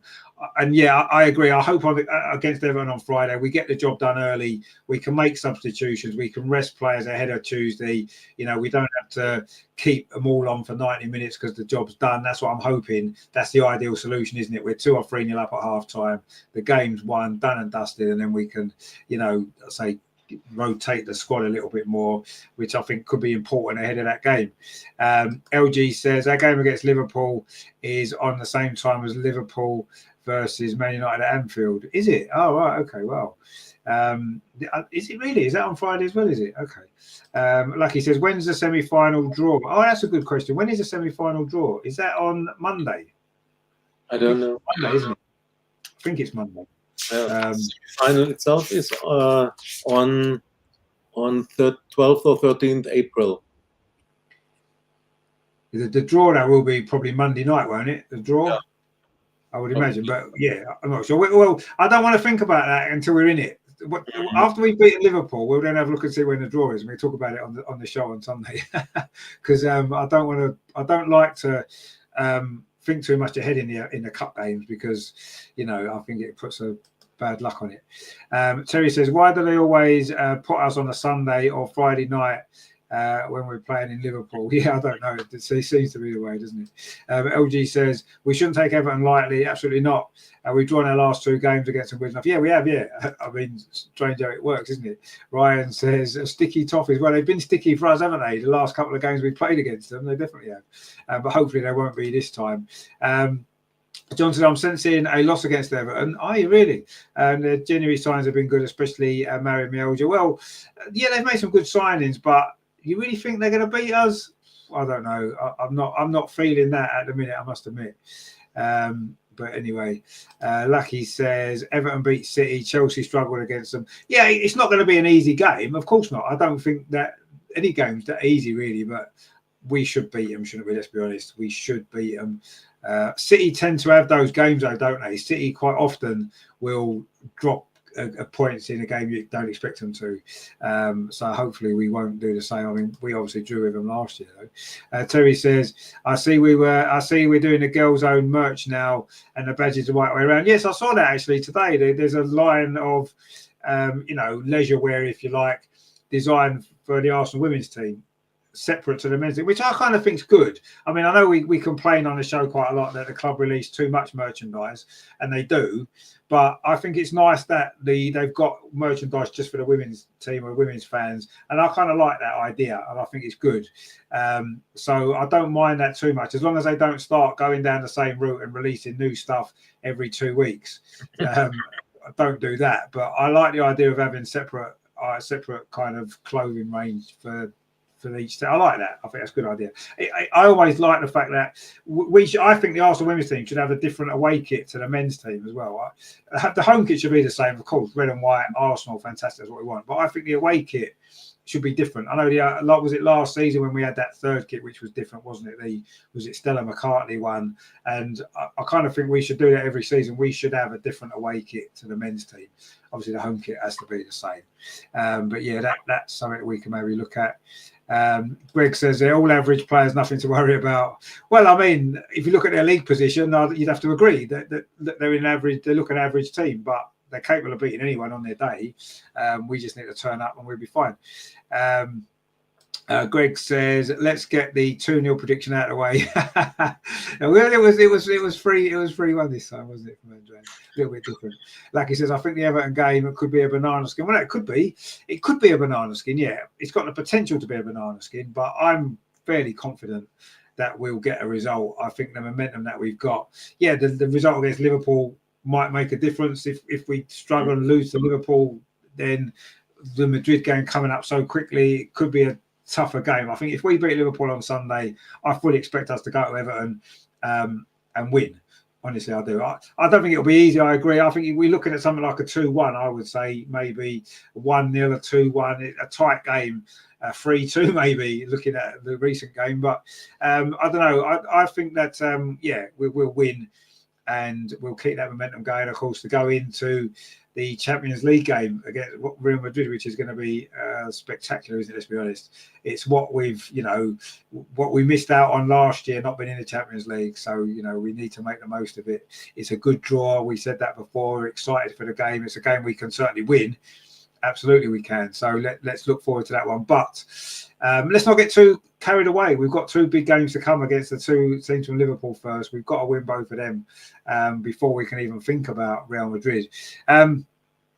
What we'll have to try and do, I know it's going to be difficult, isn't it? I want to try and get a show in before the Real Madrid game at some point. Whether we can maybe do it the Monday before might be an idea. I don't know would that work, Andreas, for you?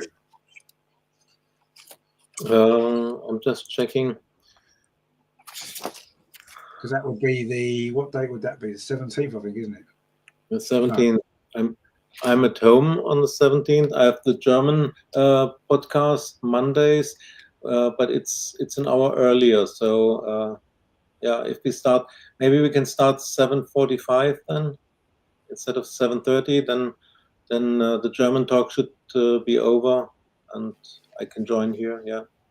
Yeah, well, let's go for that, because that way then we can look back on the Liverpool and the Everton game. We can look ahead to Madrid, because I don't want to talk about Madrid now because it's too far in the future. Yeah. There's too many games to come in the meantime. There could be injuries, there could be all sorts going on. So let's do that for that Monday. I think that'll be good. That'll be a good time to do it, and that way we can be excited about the Real Madrid game as well. We can look ahead to that one, which is going to be exciting, isn't it? Greg says on this Monday at 7:30. I just see in my calendar that the German talk is on Sunday the 16th, for example. And so we can do Monday 7:30. It's okay. That's perfect. Look at that. That's worked out well, hasn't it? That's good stuff. So that'll be fine. Mm-hmm. So we'll do that. We'll put that we'll get that in the schedule. Greg says, as long as we can cope with the northern smog, we'll be fine. Yeah, I mean, Liverpool's all right, actually. Liverpool's quite nice. Joe says, I'd sooner Manu play Everton and Liverpool. Oh, I don't know, actually. I'm not. Oh, that's the interesting one, isn't it? She's probably going to play in one of them games. My guess is she'll play against Liverpool in the Cup. I don't know. I think against Everton, I don't know. Would we prefer Manu in goal against Everton? No, I wouldn't. Maybe it's a good idea to play Daphne against Liverpool. Yeah, I would prefer that. And if you want to give Manu game time, well, not against Madrid, then I prefer against Everton than against Madrid. Yeah. I don't know. I just think at the minute look, I don't think Manu's going to necessarily cost us a chance to win any game that she plays in necessarily. Yes, she does sometimes concede some soft goals. We know that. But she's going to probably play in one of them games. Let's be honest, she will. My feeling is she'll play against Liverpool. That is my feeling. And Daphne will play against Everton because Daphne plays in the WSL. Daphne is bound to play against Real Madrid. So, yeah, I would say I expect Manu to play against Liverpool, if I'm honest. And I would maybe prefer that, actually, really, if I'm honest as well. So, let's see. I didn't really think about that before you mentioned it. Now I'm worried about what game should Manu play in. But I'll go Liverpool. I'll play against Liverpool. LG says over 100 people watching the show right now. Well, there is actually. I don't know. Suddenly the views seem to suddenly shoot out, which is good. Don't forget, give us a like as well. And if you are new to the channel, you maybe not watched us before, please consider subscribing because we do obviously cover the Arsenal women as well. We do put a lot of effort into the shows with the women's team. There's a watch along on Sunday of the game as well. So yeah, please get on board with us and join in with the chat as well because there's some great people here, and we're all one big family. Greg says, I prefer Manu in Austria. Well, yeah, let her play for Austria, but I do think she's going to play one of them games and we're going to have to, deal with it. But anyway, let's see what happens. But yeah, I mean, it's a big few weeks coming up, isn't it? We've got the FA Cup reaching the quarterfinal stage. We've got the Champions League reaching the quarterfinal stage. We've got some big WSL games to come as we look to seal our place in the top three, maybe even better. So yeah, let's enjoy what's coming up, but let's also, be cautious a little bit because, we can't take anything for granted. It's a big part of the season. And this is where it matters, isn't it? We've won a lot of games, in the build-up now, haven't we, since Renee's been in charge? But now is when it really matters, isn't it? This is where you find out about your team. When the pressure's on and, the games you have to win, can we win enough of them and get the results that we need? I think we can, but we're going to find out, aren't we, next couple of weeks? It's going to be exciting, there's no doubt. LG says the Everton game is bigger, top three is on the line, DVD should start. I mean, I don't necessarily say the Everton game is bigger, it's a big game, but then I think the FA Cup's a big competition for us because it's a great opportunity to win a trophy. And, we've won a trophy the last 2 seasons, win a trophy this season, fantastic. Yeah, we could win a Champions League. I'm not ruling that out. I think we're good enough, but that's more difficult to win, isn't it? As things stand at the minute, a quarter-final at home to Liverpool, I think that, we've got a great chance of doing something in that cup. But, yeah, I would play Daphne against Everton anyway because she's played in the WSL anyway. Ryan says, where are the likes? There should be some more likes, shouldn't there? Come on, we've got a lot of people watching. 110 volts says, just subscribe. Good show, guys. Thank you very much. Look forward to hopefully you'll enjoy the rest of what we do as well. Join us Sunday because we've got the game on, of course, on Sunday. I don't know where all these people have come from watching today, which is great, actually. So we welcome you all in to the show. Hope you are enjoying it. Yeah, do give us a like as well because the likes do seem quite low compared to the number of people watching. So definitely give us a like. Even if you don't like it, give us a like anyway. Don't know, and then just tell us that you don't like it, and then we can try and improve. It's like Arsenal's performance last week. We didn't play particularly well against West Ham. They're going to work on it during the week and improve for the next game on Sunday. And if you don't like the show, then we'll try and work and we'll improve to make it better for you next time, won't we? That's what we'll do. But yeah, that's it's an exciting week to come, isn't it? 2 big games, and then of course the Champions League the week after. So we are getting excited already for all of this stuff that's coming up. So yes, as we say every Friday, it is the start of the weekend. Now the weekend can officially start because the Arsenal Women's Show has finished. So we are getting in the mood for a good weekend. I think the weather's going to be nice here. Have you got good weather over there in Germany, Andreas, for the weekend? Yes, we have pre-springtime, 15 degrees at the moment. So it's similar to England, and I hope that you have good weather on the weekend. And I'm flying over tomorrow, late afternoon. So would be nice to have 15 degrees at Meadow Park and not 5 degrees or something like that. Yeah. I think it's predicted to be quite nice this weekend, the weather, so it should be good. I think Saturday and Sunday. I think it's going to be colder here next week, actually, again, for a few days. And then we're going to get some better weather again towards the end of the month. But, yeah, just enjoy the weekend. It's going to be a good weekend. Arsenal are going to win. We're going to beat Liverpool. We're going to be in the FA Cup semi-final. And, of course, Andreas is there. So, again, if you do see Andreas at Meadow Park on Sunday, like Vicky did last week, do go and say hello. He likes to meet you. It'd be great. And of course, we are expecting a Gunnosaurus appearance on the vlog as well this week. You have to have a word with Andreas. Say, where were you last week? Because we missed you. You have to tell him. Make sure he doesn't miss a game. He can't miss a game. He can't afford to miss a game. We need him. He's important to be on the vlog, isn't he? So I'm sure he'll be there. So we'll be here as well on Sunday. Of course, the game kicks off at 2:30, which is a strange time really on a Sunday. But anyway, it is what it is. So we'll be here about 2:15 to bring you coverage of the game. It is going to be really, really good. And let's hope for a good victory, of course. The men are playing as well later on in the afternoon. So I'll see how I feel. It depends if this game goes to extra time or not anyway, to start with. If it goes to extra time, it's going to run into that game anyway. Of course, if it doesn't, then we'll consider whether to watch that game as well. We'll see. But we'll definitely cover the women's game. No doubt about that. Greg says, great start. A great show as always. Great start to the weekend. Indeed, it is a great start to the weekend. Thank you very much. Vicky says, we'll be there on Sunday. Oh, good stuff. Of course, you'll be playing anyway, won't you? You'll be playing in midfield probably for the last 10 minutes. Of course, you'll be here. LG says, been a regular on the show since January 2023 after a frustrating 0-0 draw. I remember that game against West Ham, yes. That was very frustrating, wasn't it?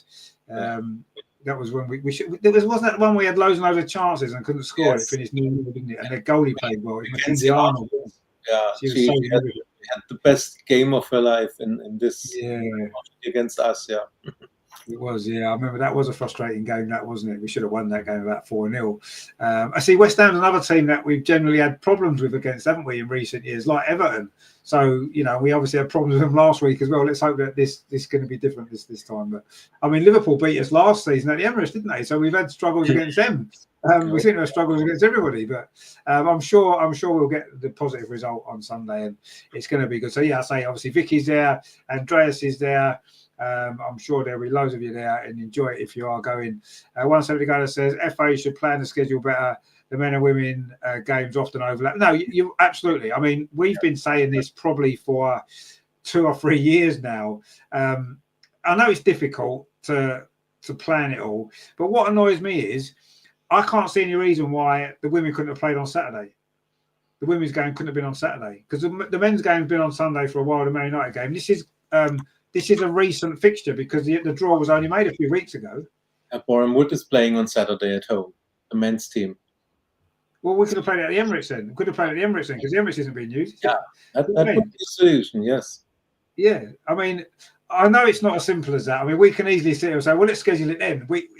I know there's more involved in scheduling a game than just saying, well, there's a space there, there's a space there. It does seem a little bit frustrating that it happens quite a lot, doesn't it? That the two teams either play at the same time or they're on the same day, and it makes it difficult to enjoy both games. And I find that frustrating, I must admit.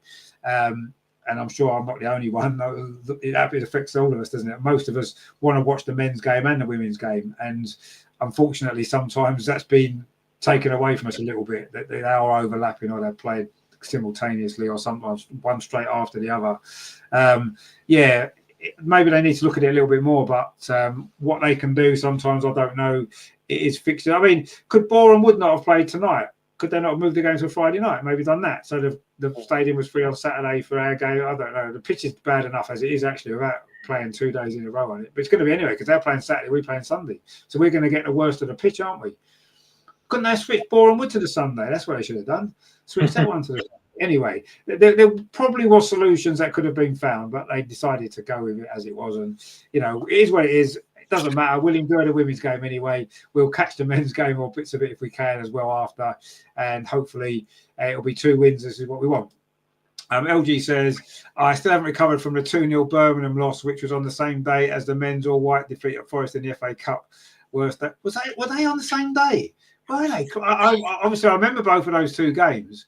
I remember that Birmingham game was just, that cost us the league, didn't it? Was just came from nowhere, that defeat as well. It was the only defeat in the league all season. That was a tough one to take.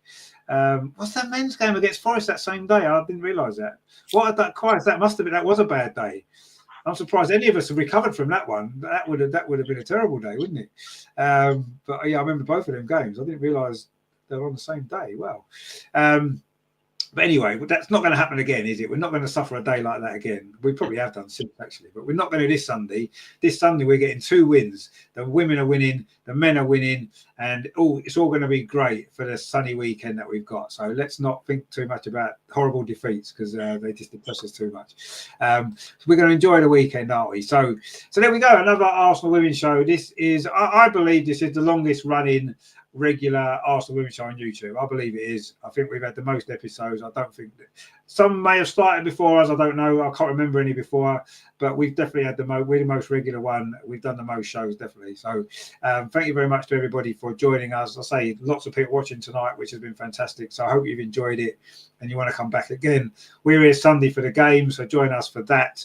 The next Arsenal Women's show won't be next Friday because we'll be covering the game. It will be the Monday after, where we'll be looking back on the 2 games against the Liverpool teams, and of course looking ahead to the Champions League quarter-final, Real Madrid. Well, exciting times, isn't it? Let's be honest, it's exciting times, and we're going to enjoy it all while we can, I'm sure. Obviously, Andreas, thank you very much for. Obviously, you managed to join us this week. Wasn't expecting it because obviously you're flying a bit later this week. Did they manage to get you a better flight on Saturday? Did they this time? Yeah, it was surprising. This time the fare on the early flight on Saturday was cheaper than for the late flight on Friday.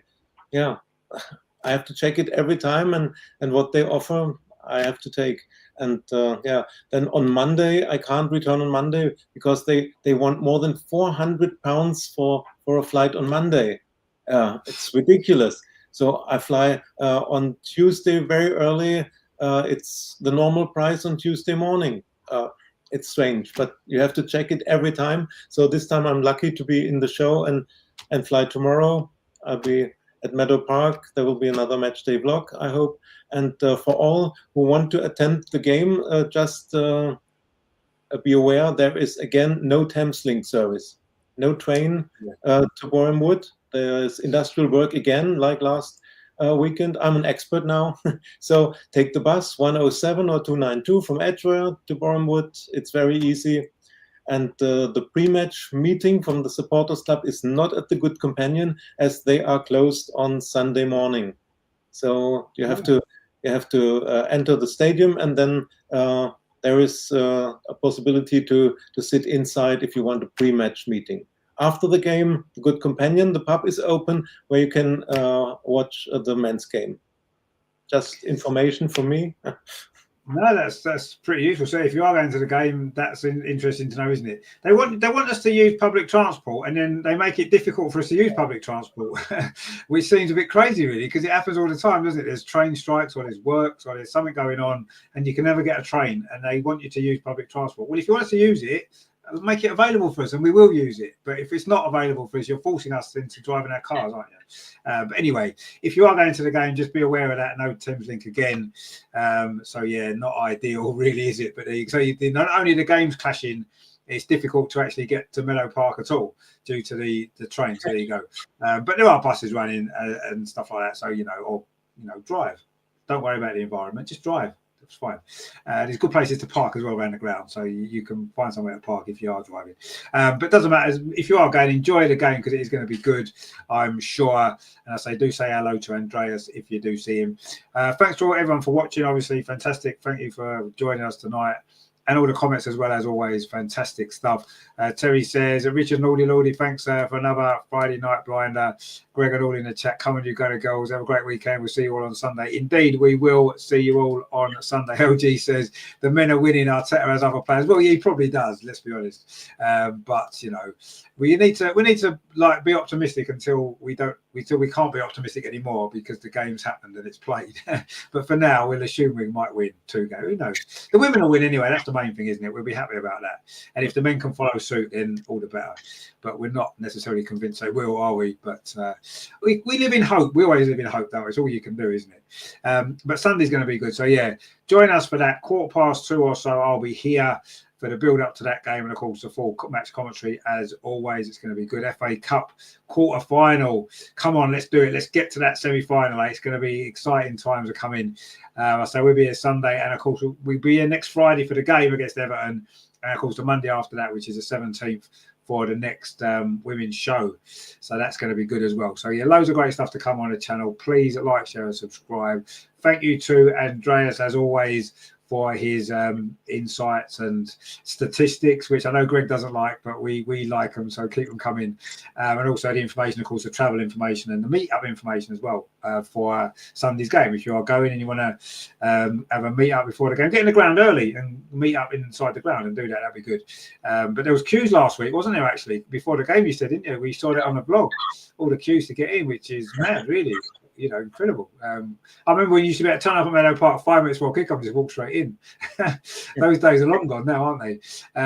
Which is good. It really isn't. It's good for the game, I suppose. But yeah, so get there early Sunday, get involved, get to meet Andreas as well. You can even get a picture with him and take that. That'd be a souvenir for life, wouldn't it? Get a picture of Andreas at the game. It'd be worth a few quid that in some time as well. So definitely get your picture done if you can. So yeah, thanks for watching, guys. Please like, share, and subscribe. We will see you. Thanks to Andreas, of course. Thanks to you guys. We will see you Sunday. It's going to be a good weekend. The sun's out. Arsenal are going to win. What more do you want? What more do you want from life?